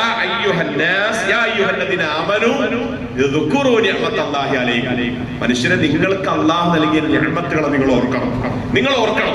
പക്ഷെ പലപ്പോഴും അള്ളാഹുവിന്റെ നിഅമത്തുകൾ ഓർക്കുന്നിടത്ത്, അതിനെക്കുറിച്ച് ചിന്തിക്കുന്നിടത്ത് ആളുകൾ പിന്നിലാണ്. എന്നാൽ ഭൗതികത്തിൽ നമ്മൾ ആലോചിച്ചു, ഭൗതികത്തിൽ നമുക്കൊരു സൗകര്യം ചെയ്തു തന്ന ഒരാളെ നമ്മൾ എത്രമാത്രം ഓർക്കും, അയാളോട് നമുക്ക് എത്ര കടപ്പാടുണ്ടായിരിക്കും, അയാളെ നമ്മൾ എത്ര പ്രാവശ്യം ഫോണിൽ ബന്ധപ്പെടും, അയാളെ നമ്മൾ എത്ര പ്രാവശ്യം സന്ദർശിക്കാൻ പോകും. ഭൗതിക ലോകത്ത് അങ്ങനെയാണ്. ഞാനൊരു എക്സാമ്പിൾ പറയാം. ഇപ്പൊ ഈ പ്രദേശത്തുള്ള ചങ്ങനാശ്ശേരിയിലുള്ള ഒരാളുടെ കിഡ്നി, 2 കിഡ്നിയും ഫെയിലായി എന്ന് വിചാരിക്കുക. അങ്ങനെ ഫെയിലായെന്ന് മാത്രമല്ല, അപ്പൊ അദ്ദേഹത്തെ സംബന്ധിച്ചിടത്തോളം അത് റയർ കേസാണ്. നെഗറ്റീവ് കിട്ടാൻ കുറച്ച് പ്രയാസമായിരിക്കും. പോസിറ്റീവ് പെട്ടെന്ന് എല്ലാവർക്കും ഉണ്ടാവും. നെഗറ്റീവ് കുറച്ച് അന്വേഷിക്കണം. ബ്ലഡ് ഗ്രൂപ്പ് ആണെങ്കിലും കുറച്ച് അന്വേഷിച്ചാലേ കിട്ടുക. അങ്ങനെ അദ്ദേഹം ഈ നാട്ടിൽ ഈ പരിസരത്തൊക്കെ അന്വേഷിച്ചിട്ട് എവിടെയും കിട്ടാനില്ല. ഈ പഞ്ചായത്തിലും ഇവിടെയൊക്കെ നോക്കി, ആർക്കും ഇതില്ല. അവസാനം അദ്ദേഹം പത്രത്തിൽ ഒരു പരസ്യം കൊടുത്തു. ഈ പരസ്യം കൊടുത്ത് ഒരു 4 ദിവസം കഴിഞ്ഞപ്പോ കോഴിക്കോടുള്ള ഒരു സുഹൃത്ത് ഈ പരസ്യം കണ്ടിട്ട് അദ്ദേഹത്തെ വിളിച്ചു. ഈ നമ്പറിൽ കോണ്ടാക്ട് ചെയ്തിട്ട് പറഞ്ഞു, നിങ്ങളുടെ പരസ്യം ഞാൻ കണ്ടു, എന്റെ ശ്രദ്ധയിൽപ്പെട്ടു, ഞാനത് വായിച്ചു. എന്നാൽ നിങ്ങൾക്കൊരു കാര്യം കേൾക്കണം, നിങ്ങളുടെ അതേ ഗ്രൂപ്പ് കിഡ്നിയാണ് എന്റേത്, നെഗറ്റീവാണ്, വേണമെങ്കിൽ നമുക്കൊന്ന് ആലോചിക്കാം. അപ്പൊ ഈ മനുഷ്യന് സന്തോഷമായി. ഇദ്ദേഹം ചോദിച്ചു, സത്യത്തിൽ ഞാൻ സാമ്പത്തികമായിട്ട് വലിയ സുസ്ഥിതിയും എനിക്ക് കഴിവൊന്നുമില്ല, ഒരു ശരാശരിയാണ്, ഒരു നല്ല മാന്യമായിട്ടൊക്കെ നിങ്ങൾ സംസാരിക്കുകയാണെങ്കിൽ നമുക്കൊന്ന് ആലോചിക്കാമായിരുന്നു. ഒരാൾക്കൊരു കിഡ്നി മതി, ഒന്നുണ്ടെങ്കിലും ജീവിക്കാം. അള്ളാഹു 2 നൽകി, അത് അള്ളാഹുവിന്റെ കാരുണ്യമാണ്, ഒന്ന് സ്റ്റെപ്പിനിയാണ്. അപ്പൊ അങ്ങനെ വിറ്റ് 25 ലക്ഷം 30 ലാഖിനൊക്കെ വിൽക്കുന്ന, വിറ്റിട്ട് ഒരു കിട്ടിക്കൊണ്ട് ജീവിക്കുന്ന ആളുകളുണ്ട് നാട്ടിൽ ചിലരൊക്കെ. അപ്പൊ നമുക്കൊന്ന് സംസാരിക്കാം. അപ്പോ ഈ കോഴിക്കോടുള്ള ആൾ ഇദ്ദേഹത്തോട് പറഞ്ഞു, നമുക്കതിന് ക്യാഷ് സംസാരിക്കുന്നതിന്റെ മുമ്പ് ചില രീതിയും ചിട്ടവട്ടങ്ങളും എന്ന് പറഞ്ഞാൽ ഒരേ ഗ്രൂപ്പ് ആണെങ്കിലും എല്ലാം ശരീരത്തിലേക്ക് മാച്ച് ആവൂല. ഒരേ ബ്ലഡ് ഗ്രൂപ്പ് ചിലപ്പോ എന്റേത് ഒരാളുടെ എന്റെ ഗ്രൂപ്പും അതുപോലെ തന്നെ നമ്മുടെ കൂട്ടത്തിലുള്ള അനസുമോനിയുടെ ഗ്രൂപ്പ് ഒന്നായിരിക്കും, പക്ഷെ മാച്ചിങ് ചിലപ്പോൾ ആയിക്കൊള്ളണമെന്നില്ല. അപ്പൊ മാച്ചിങ് ടെസ്റ്റ് നടത്തണം. അപ്പൊ നിങ്ങളൊരു കാര്യം ചെയ്യും, നിങ്ങൾ കോഴിക്കോട് വരെ ഒന്ന് വരികയാണെങ്കിൽ നമുക്കൊന്ന് മാച്ചിങ് ടെസ്റ്റ് നടത്തിയിട്ട് പിന്നെ ബാക്കി സംസാരിക്കാം. അങ്ങനെ അദ്ദേഹം ഭാര്യയും കൂടി പിറ്റേ ദിവസം ഇവിടെ ചങ്ങനാശ്ശേരി റെയിൽവേ സ്റ്റേഷനിൽ നിന്ന് കോഴിക്കോട്ടേക്ക് ട്രെയിൻ കയറി. അവിടെ ചെന്ന് ഉച്ചയായപ്പോ അവിടെ എത്തി അദ്ദേഹത്തെ കണ്ടു. ഒരു വലിയ ലബോറട്ടറി ലാബിൽ പോയിട്ട് ടെസ്റ്റ് നടത്തി നോക്കി. അൽഹംദുലില്ലാഹ് രണ്ടും മാച്ചിങ് ആണ്. ഇവർക്ക് വളരെ സന്തോഷമായി, ഇദ്ദേഹത്തിനും ഭാര്യയ്ക്കും ഹാപ്പി. അവരങ്ങനെ ഭക്ഷണമൊക്കെ കഴിച്ച് ഇരുന്നിട്ട് ഒരു ഹോട്ടലിൽ ഇരുന്നിട്ട് ഇവിടുന്ന് പോയ ആള് പറഞ്ഞു, ഇനി നിങ്ങൾ പറയൂ എത്രയാണ് ഞാൻ തരേണ്ടത്. അപ്പൊ ആ കോഴിക്കോടുള്ള നല്ല മനുഷ്യൻ പറഞ്ഞു, ഒരു മനുഷ്യ ജീവനല്ലേ, ഒരു മനുഷ്യന്റെ ജീവിതമല്ലേ, നിങ്ങൾ എനിക്ക് ഒന്നും തരണ്ട, ഞാൻ സൗജന്യമായിട്ട് നിങ്ങൾക്ക് തരാൻ റെഡിയാണ്. നമ്മൾ ആലോചിക്കുക, എന്താണ് ഈ കേൾക്കുന്നത്? 25-30 ലക്ഷത്തിന് വാങ്ങേണ്ടുന്ന ഒന്നാണ് ഫ്രീ ആയിട്ട് തരാന്ന് പറയുന്നത്. ഇവിടുന്ന് പോയ ആളുടെ കണ്ണ് നിറഞ്ഞു, ഭാര്യയുടെ കണ്ണ് നിറഞ്ഞു. ഈ മനുഷ്യരോട് എങ്ങനെയാ നന്ദി പറയാ? ഈ മനുഷ്യരോട് എങ്ങനെയാണ് താങ്ക്സ് പറയാ? പരമാവധി പറഞ്ഞ് അവർ തിരിച്ചുപോട്ട് യാത്രയാകുമ്പോൾ ഇവരുടെ മനസ്സിൽ വല്ലാത്തൊരു ആനന്ദമുണ്ട്. അങ്ങനെ നാട്ടിൽ വന്ന് ഒരു മാസത്തിനിടയിൽ ഒരു സർജറിക്ക് ഡേറ്റ് വാങ്ങി. എറണാകുളത്തുള്ള വലിയൊരു ഹോസ്പിറ്റലിൽ സർജറിക്ക് ഡേറ്റ് വാങ്ങി. അങ്ങനെ സർജറിക്ക് വേണ്ടി അവർ നേരത്തെ ഒരുങ്ങി സർജറി ഒക്കെ കഴിഞ്ഞ് അങ്ങനെ ഒരു മാസം കൊണ്ട് അവിടെ തന്നെ താമസിച്ച് ട്രീറ്റ്മെന്റ് ഒക്കെ ആയിട്ട് ഒരു വീടൊക്കെ എടുത്ത് ഹോസ്പിറ്റലിന്റെ പരിസരത്ത് താമസിച്ച് അങ്ങനെ സുഖം ഭേദപ്പെട്ട് പിന്നെ അദ്ദേഹം കുടുംബവും അങ്ങോട്ടേക്ക് മടങ്ങി. ആ മനുഷ്യൻ കോഴിക്കോട്ടേക്ക് മടങ്ങി. പിന്നെ ഇടക്കിടക്ക് ചെക്കപ്പും മറ്റു കാര്യമൊക്കെ ആയിട്ട് അങ്ങനെ പോയി. ഒരു വർഷം കഴിഞ്ഞപ്പോഴത്തേന് നല്ല ആരോഗ്യത്തിലേക്ക് തിരിച്ചു വന്നു. ഇദ്ദേഹം ജോലിയൊക്കെ ആയിട്ട് ജോലിയിലേക്ക് പ്രവേശിച്ചു രണ്ടാളും. അങ്ങനെ ഇടക്കിടക്ക് ഇവർ വിളിക്കും, ബന്ധം പുതുക്കും. അങ്ങനെ 2 വർഷം കഴിഞ്ഞൊരു 3 വർഷം കഴിഞ്ഞപ്പോ ഒരു ദിവസം ഈ കോഴിക്കോടുള്ള ഈ കിഡ്നി കൊടുത്ത ഈ സുഹൃത്ത് ഇദ്ദേഹത്തെ വിളിച്ചിട്ട് പറഞ്ഞു, ഞാൻ അടുത്ത ദിവസം എന്ന് പറഞ്ഞാൽ നാളെ ഞാനൊരു 10 മണി സമയം, രാത്രി ഒരു 12 മണി സമയത്ത് നാളെ രാത്രി 12 മണി സമയത്ത് കൊല്ലത്തുള്ള റെയിൽവേ സ്റ്റേഷനിൽ വന്നിറങ്ങുന്നുണ്ട്. എന്നിട്ട് ആ കൊല്ലത്ത് ഇറങ്ങിയിട്ട് എനിക്ക് അവിടുന്ന് കൊട്ടാരക്കരയോ അല്ലെങ്കിൽ അതിന്റെ അപ്പുറത്തുള്ള പുനലൂരോ ഏതെങ്കിലും ഒരു സ്ഥലത്ത് അവിടെ എനിക്കൊരു പ്രധാനപ്പെട്ട ആളെ കാണാനും അദ്ദേഹവുമായി ചില കാര്യങ്ങൾ സംസാരിക്കുവാനും, എന്നിട്ട് സംസാരിച്ചിട്ട് 1 മണിക്കൂർ നേരം ചെലവഴിച്ച് വീണ്ടും കൊല്ലം സ്റ്റേഷനിൽ വന്നൊരു 3-4 മണിക്കുള്ള ട്രെയിനിൽ കോഴിക്കോട്ടേക്ക് എനിക്ക് തിരിക്കണം. നിങ്ങൾക്ക് ചങ്ങനാശ്ശേരിയിൽ നിന്ന് കൊല്ലം വരെ ഒരു കാർ എടുത്ത് എന്നെ ഒന്ന് പിക്ക് ചെയ്യാൻ വേണ്ടി വരാൻ ബുദ്ധിമുട്ടില്ലെങ്കിൽ നിങ്ങളൊന്ന് വരികയാണെങ്കിൽ എനിക്ക് അതൊരു സന്തോഷമായിരുന്നു. ഇത് കേൾക്കുമ്പോ ഈ ചങ്ങനാശ്ശേരിയിലെ സുഹൃത്ത് പറയാം, കിട്ടി സ്വീകരിച്ച ആളെ പറയാം, നിങ്ങൾ എന്താണ് ഈ പറയുന്നത്?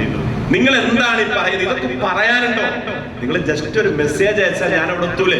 അങ്ങനെ 12 മണിക്ക് ട്രെയിൻ ഇറങ്ങുന്ന അദ്ദേഹത്തെ സ്വീകരിക്കാൻ കൊല്ലത്തേക്ക് ഇവിടുന്ന് രാത്രി 8 മണിക്ക് അദ്ദേഹം പുറപ്പെട്ടു. കാറുമായി പുറപ്പെട്ട് മോനെയും കൂടി പുറപ്പെട്ട് അവിടെ ചെന്ന് ട്രെയിൻ വരുന്നതിന്റെ ഒരു 1.5 മണിക്കൂർ മുമ്പ് സന്തോഷത്തോടെ കാത്തിരിക്കുക. റെയിൽവേ സ്റ്റേഷനിൽ ഇങ്ങനെ പ്രതീക്ഷയിൽ കാത്തിരിക്കുകയാണ്. ഈ പോകുന്ന സമയത്ത് വീട്ടിൽ നിന്നും നല്ല ഫുഡ് അദ്ദേഹത്തിന് വേണ്ടി തയ്യാറാക്കി, വെള്ളവും മറ്റും ഒക്കെ കൊണ്ട് ചുടുവെള്ളം അടക്കമുള്ളത് വാഹനത്തിൽ കരുതി. അങ്ങനെ അദ്ദേഹം വന്ന് ട്രെയിൻ ഇറങ്ങിയപ്പോ ആദ്യം അദ്ദേഹത്തെ സ്വീകരിച്ച് ഭക്ഷണം കഴിപ്പിക്കുന്നു. ഭക്ഷണം കഴിപ്പിച്ചിട്ട് എല്ലാം കഴിഞ്ഞിട്ട് നേരെ അദ്ദേഹത്തെ കൊണ്ട് ഈ പറഞ്ഞ സ്ഥലത്തേക്ക് യാത്രയാകുന്നു. അവിടെ ചെന്ന് ആ കാണേണ്ട ആളുമായി കണ്ട് സംസാരിച്ച് 4 മണിക്ക് പോയിട്ട് ട്രെയിനിൽ പോകാൻ വീണ്ടും തിരിച്ച് സ്റ്റേഷനിൽ വന്ന് അദ്ദേഹത്തെ ട്രെയിൻ വരുന്നത് വരെ കാത്തിരുന്ന് ട്രെയിൻ വന്നപ്പോ യാത്രയാക്കി അദ്ദേഹത്തെ കയറ്റി വിട്ടിട്ട് ഇദ്ദേഹവും പോലും വീണ്ടും ഇവരുടെ വീട്ടിലേക്കുള്ള തിരിച്ചുള്ള മടക്കയാത്രയിൽ അവരുടെ മനസ്സിൽ ലഭിക്കുന്ന ഒരു ആനന്ദമുണ്ട്, അദ്ദേഹത്തിന്റെ മനസ്സിൽ ലഭിക്കുന്ന ഒരു സന്തോഷമുണ്ട്. അന്ന് രാത്രി ഇദ്ദേഹത്തിനും മോനും ഉറക്കല്ല, അവർക്ക് ഉറക്കം വരുന്നില്ല, കണ്ണടയുന്നില്ല, അവർക്ക് ക്ഷീണം തോന്നുന്നില്ല. എന്താ കാര്യമെന്ന് അറിയുമോ? ആരാണ് വിളിച്ചതെന്ന് അറിയുമോ? നിങ്ങൾക്ക് ആരാണ് ഇദ്ദേഹത്തെ വിളിച്ചത് കോഴിക്കോടെന്ന് അറിയുമോ? ഇദ്ദേഹത്തിന് ഒരു കിഡ്നി കൊടുത്ത മനുഷ്യനാണ്, ഇദ്ദേഹത്തിന് ഒരു കിഡ്നി കൊടുത്ത് സഹായിച്ച ആളാണ്. ജീവിതത്തിൽ മറക്കാൻ കഴിഞ്ഞു എങ്കിൽ പ്രിയമുള്ളവരെ നമ്മൾ ആലോചിച്ചു, നമുക്ക് ഇതിനേക്കാൾ 1ഉം 2ഉം ശരീരത്തിന്റെ എല്ലാം നൽകിയ സൃഷ്ടാവ് എത്ര സൗജന്യമായിട്ട് നൽകി. ആ സൃഷ്ടാവ് നമ്മളോട് പറയാണ്, മനുഷ്യരെ ഖലീലമ്മ തശ്കുറുൻ, ഇതൊക്കെ നൽകിയിട്ട് എന്താണ് നിങ്ങൾ എന്നോട് നന്ദി കാണിക്കാത്തത്? അള്ളാഹു വളരെ കണിശമായിട്ട് നമ്മളോട് ചോദിക്കുന്ന ചോദ്യമാണ്. ഈ ചോദ്യങ്ങൾക്ക് ഉത്തരം കണ്ടെത്തേണ്ടത് ഒരു വിശ്വാസിയുടെ ജീവിതത്തിൽ ഏറ്റവും മർമ്മപ്രധാനമായ കാര്യമാണ്. പ്രവാചകന്മാരുടെയൊക്കെ നിലപാട് നമ്മൾ ആലോചിച്ചു, അവരൊക്കെ എത്ര നന്ദിയുള്ളവരായിരുന്നു. ഈ സുലൈമാൻ നബി അലൈഹി സ്വലാത്തു വസ്സലാമയുടെ ചരിത്രം പറയുന്നിടത്ത് എല്ലാ അധികാരവും കിട്ടിയ ആളായിരുന്നു സുലൈമാൻ നബി അലൈഹി സ്വലാം. രാജാധികാരം കൊടുത്തു, വലിയ വലിയ മോചിസത്തുകൾ കൊടുത്തു. കാറ്റിന്റെ സഹായത്തിൽ എത്ര കിലോമീറ്ററും കാറ്റിന്റെ സഹായത്തിൽ പോയി വരാനുള്ള കഴിവ് കൊടുത്തു. വലിയ സമുദ്രങ്ങളിൽ ഊളിയിട്ട് അന്തർവാഹിനിയോ ഭൂമിക്കപ്പലോ ഒന്നുമില്ലാതെ താഴെ ഊളിയിട്ട് മുത്തും പവിഴവും ഒക്കെ പുറക്കി കൊണ്ടുവരാൻ അതിനുള്ള ശ്വാസവും സംവിധാനവും അവർക്ക് സ്വമേധയെ കൊടുത്തു. സുലൈമാൻ നബി അലൈഹി സ്വലാത്തു വസ്സലാമക്ക് അള്ളാഹു പക്ഷികളുടെ സംസാരത്തെ വഴി അതിനെ കീഴ്പ്പെടുത്തി കൊടുത്തു. ഉറമ്പിന്റെ സംസാരത്തെ, ജിന്നുകളെ കീഴ്പ്പെടുത്തി കൊടുത്തു. എല്ലാം കൊടുത്തു. നമ്മൾ ആലോചിക്കും, എല്ലാം കൊടുത്തു. ഒരു വേളയിൽ അദ്ദേഹത്തിന്റെ ദർബാറിൽ സഭ കൂടുമ്പോ കൊട്ടാരത്തിൽ എല്ലാവരും ഉണ്ട്, ജിന്നുകളുണ്ട്, ഈ പറഞ്ഞ ആളുകളൊക്കെ ഉണ്ട്. പക്ഷെ ആ കൂട്ടത്തിൽ പ്രധാനപ്പെട്ട ഒരു പക്ഷിയെ കാണുന്നില്ല. ഹുദുഹുദ് എന്ന് പറയുന്ന പക്ഷിയെ കാണുന്നില്ല. അപ്പൊ സുലൈമാൻ നബി അലൈഹി സ്വലാം ചോദിച്ചു, ഈ സംസാര പീഠത്തിന്റെ അടുത്ത് എവിടെ ഹുദുഹുദിനെ കാണുന്നില്ല? അപ്പൊ കൂടെയുള്ളവർ പറഞ്ഞു, ഞങ്ങളും കണ്ടിട്ടില്ല, ഇന്ന് കണ്ടിട്ടില്ല. അപ്പോ സുലൈമാൻ നബി അലൈഹി സ്വലാം അവരോട് പറഞ്ഞു, ഹുദുഹുദ് വന്നാൽ എന്നെ വന്ന് കാണാൻ പറയണം. എന്നെ കണ്ടാൽ പോരാ, എവിടെയായിരുന്നു എന്ന കാരണം എന്നെ ബോധിപ്പിക്കണം. ഇല്ലെങ്കിൽ ഞാൻ ശക്തമായ നടപടി സ്വീകരിക്കും. അങ്ങനെ ഹുദുഹുദ് കുറെ കഴിഞ്ഞാണ് വരുന്നത്. ഒരു കുറച്ചേ മണിക്കൂറുകൾ കഴിഞ്ഞ് വന്നപ്പോ കൂടെയുള്ളവർ പറഞ്ഞപ്പോ ഹുദുഹുദ് എന്ന് പറയുന്ന പക്ഷി എന്ത് ചെയ്തു? നേരെ സുലൈമാൻ നബിയുടെ സന്നിധാനത്തിൽ വന്നിട്ട് പറഞ്ഞു, ഞാൻ മറ്റൊരു രാജ്യത്തു കൂടെ പറന്ന് അങ്ങനെ പോയി. ഇവിടുന്ന് പലസ്തീനിൽ നിന്ന് പോയി ഇങ്ങനെ യമനിന്റെ ഭാഗത്തുള്ള സഭ വരെ എത്തി ഞാൻ.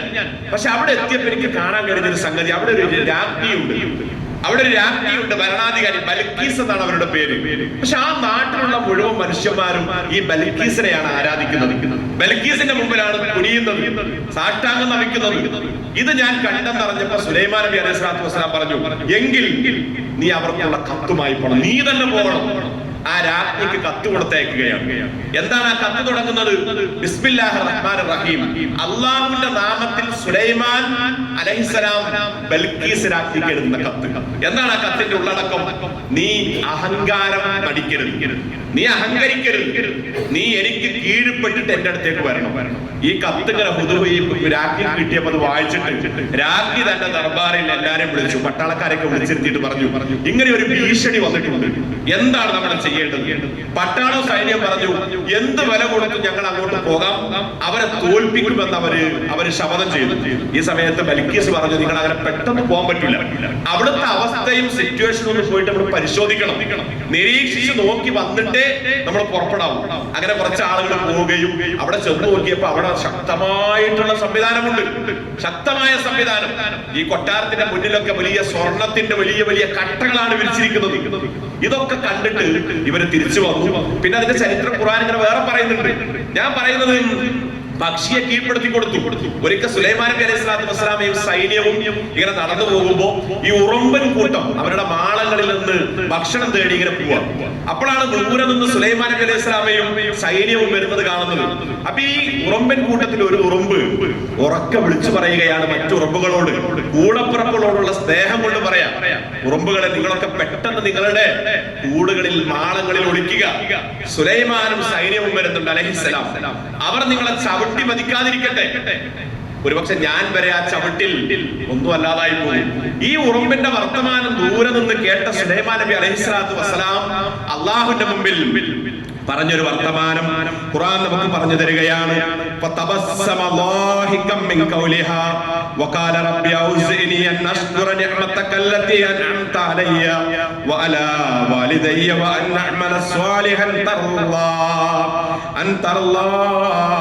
അല്ലാഹുവേ, ഈ ഒരു വാക്ക് കേട്ടപ്പോൾ ഈ ഒരു വാക്കിന്റെ മുമ്പിൽ സുലൈമാൻ നബി അലൈഹിസ്സലാത്തു വസ്സലാം ചിരിക്കുകയാണ്.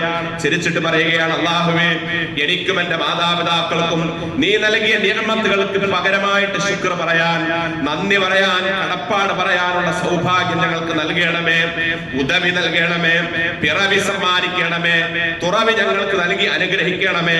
വഅദ്ഖിൽനി ബിറഹ്മതിക മിൻ ഇബാദിക സാലിഹീൻ, നിന്റെ സ്വാലിഹികളായിട്ടുള്ള ആളുകളുടെ കൂടെ നിന്റെ കാരുണ്യത്തിൽ അതിൽ ഞങ്ങളെ പ്രവേശിപ്പിക്കുകയും ചെയ്യണമേ എന്ന് പറഞ്ഞിട്ട് ഓരോ വിഷയത്തിലും പ്രവാചകന്മാർ അള്ളാഹുവിന്റെ മുമ്പിൽ നന്ദി കാണിച്ചു.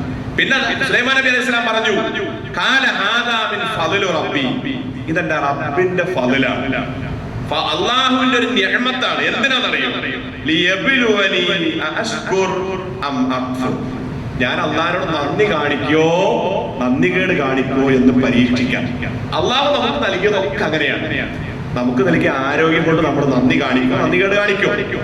നമുക്ക് നൽകിയ സമ്പത്ത് കൊണ്ട് നമ്മൾ നന്ദി കാണിക്കോ നന്ദികേട് കാണിക്കോ? നമുക്ക് കിട്ടിയ മക്കളെ കൊണ്ട് നമ്മൾ നന്ദി കാണിപ്പിക്കോ നന്ദികേട് കാണിപ്പിക്കോ? നമ്മുടെ കുടുംബത്തെ കൊണ്ട് നമ്മൾ നന്ദി കാണിക്കോ നന്ദികേട് കാണിപ്പിക്കോ? ഇതാണ് അല്ലാഹു നോക്കിക്കൊണ്ടിരിക്കുന്നത്. എന്നിട്ട് ഖുർആൻ പറയുന്നു, ലഇൻ ശകർതും ലഅസീദന്നകും. നിങ്ങൾ നന്ദി കാണിച്ചാൽ മനുഷ്യരെ നിങ്ങൾക്ക് ഞാൻ വർദ്ധിപ്പിച്ചു തരും. നിങ്ങൾ നന്ദി കാണിച്ചാൽ വർദ്ധിപ്പിച്ചേ തരും. ഈ പറഞ്ഞതൊക്കെ നിങ്ങൾക്ക് വർദ്ധിപ്പിക്കും. അതേ അവസരത്തിൽ വലഇൻ കഫർതും, നിങ്ങൾ നിഷേധിക്കുകയാണെങ്കിൽ ഇന്ന അദാബി ലശദീദ്, എന്റെ ശിക്ഷ എന്ന് പറയുന്നത് ശക്തമാണ്, അതികഠിനമാണ്. നമ്മൾ ആലോചിക്കും, പ്രവാചകന്മാരുടെ ഒക്കെ നിലപാടായിരിക്കണം ഒരു വിശ്വാസിക്കുണ്ടാവേണ്ടത്. നമുക്ക് പകർന്നെടുക്കാനുള്ളത് അതാണ്. മുഹമ്മദ് നബി സല്ലല്ലാഹു അലൈഹി വസല്ലം രാത്രിയിലൊക്കെ നിന്ന് ധാരാളം സമയം മണിക്കൂറുകൾ നമസ്കരിച്ച് കാലിൽ നീര് വന്നിട്ട് വേച്ച് വീട്ടിലേക്ക് പ്രയാസപ്പെട്ട് വേദനയെടുത്ത് നടന്നു വരുമ്പോ ഈ രംഗം കണ്ട ആയിഷ റളിയല്ലാഹു അൻഹ, നമ്മുടെ ഉമ്മ, പ്രവാചകന്റെ ഭാര്യ, ചോദിക്കുന്ന ഒരു ചോദ്യമുണ്ട്. നബിയെ, കഴിഞ്ഞതും വരാനിരിക്കുന്നതുമായ സകലമാന പാപങ്ങളും മായ്ക്കപ്പെട്ട പൊറുക്കപ്പെട്ട നിങ്ങൾക്ക് കുറച്ച് സമയം റെസ്റ്റ് എടുത്തൂടെ? നിങ്ങൾ പകൽ മുഴുവൻ അള്ളാഹ്ക്ക് നന്ദി കാണിക്കാൻ ദഅവത്തുമായി ഓടുന്നു, രാത്രി കുറച്ച് ഉറങ്ങേണ്ട നിങ്ങൾ എന്തിനാണ് ഈ കഷ്ടപ്പെടുന്നത് എന്ന ചോദ്യത്തിന്റെ മുമ്പിൽ പുഞ്ചിരിച്ചുകൊണ്ട് നമ്മുടെ നേതാവ് പറഞ്ഞൊരു മറുപടി ഉണ്ട്. മുഹമ്മദ് മുസ്തഫ സല്ലല്ലാഹു അലൈഹി വസല്ലം, ആയിഷ, അഫലാ അകൂന അബ്ദൻ ശകൂറ, അല്ലാഹുവിന്റെ ഏറ്റവും വിനീതനായ നന്ദിയുള്ള ഒരു അടിമയായിട്ട് മാറണം. ആരാണ് ഈ പറയുന്നത്? എല്ലാ പാപവും പുറത്തു കൊടുത്ത് കഴിഞ്ഞതും വരാനിരിക്കുന്നതും ഒക്കെ മായ്ക്കപ്പെട്ട് നാളെ പരലോകത്ത് ലോകത്ത് കടന്നു വന്ന 1,00,000-ൽ ചില്ലാനോ അമ്പിയാക്കളും മുർസലുകളും അവരുടെ കൂട്ടത്തിൽ അല്ല, മുഴുവൻ മനുഷ്യരുടെയും കൂട്ടത്തിൽ അഷ്റഫായ പ്രവാചകൻ സ്വർഗത്തിന്റെ വാതിൽ ആദ്യമായി തുറക്കുന്നത്, ലോകത്ത് ആദ്യമായി തുറക്കുന്നത് ആർക്ക് വേണ്ടിയാണ്? മുഹമ്മദ് നബി സല്ലല്ലാഹു അലൈഹി വസല്ലമക്കാണ്. ഒരു വലിയ പരീക്ഷ നടന്നു, IAS നടന്നു, അല്ലെങ്കിൽ IPS-ന്റെ പരീക്ഷ നടന്നു. അതിന്റെ റിസൾട്ട് വന്നപ്പോ, റാങ്ക് ലിസ്റ്റ് വന്നപ്പോ നമ്മുടെ മോനാണ് ഫസ്റ്റ് റാങ്ക് എന്ന് കേൾക്കുമ്പോ നമ്മൾ എന്തായിരിക്കും? നമ്മുടെ വൈകാരികത എന്തായിരിക്കും? എങ്കിൽ ആ ഒരു വൈകാരികതയാണോ ഇത്? അല്ല. ലോകത്ത് വന്ന കോടാനുകോടികളിൽ ആദ്യമായി സ്വർഗത്തിന്റെ വാതിലുകൾ മലക്കുകൾ തുറന്നു കൊടുക്കുന്നത് അതാ മുഹമ്മദ് നബി സല്ലല്ലാഹു അലൈഹി വസല്ലമക്കാണ്. ആ പ്രവാചകൻ പോലും അള്ളാഹുവിന്റെ മുമ്പിൽ വിനീതനായിട്ട് നിന്ന് നമസ്കരിക്കുമ്പോൾ നമ്മൾ ആലോചിച്ചു, എത്രമാത്രം നന്ദിയാണ് അവർ ചെയ്തത്, എത്ര നന്ദിയാണ് അവർ ചെയ്തത്. എന്നാൽ അവർ നമ്മളെ പോലെ സാമ്പത്തികമായിട്ട് വളർന്നവരായിരുന്നു അല്ല, പരമദരിദ്രരായിരുന്നു. വീട്ടിന്റെ അടുപ്പിൽ വിളക്ക് കത്തിക്കാൻ എണ്ണയില്ലാത്ത ദിവസങ്ങളുണ്ടായിട്ടുണ്ട്, അടുപ്പിൽ തീ മൂട്ടാത്ത ദിവസങ്ങളുണ്ടായിട്ടുണ്ട്.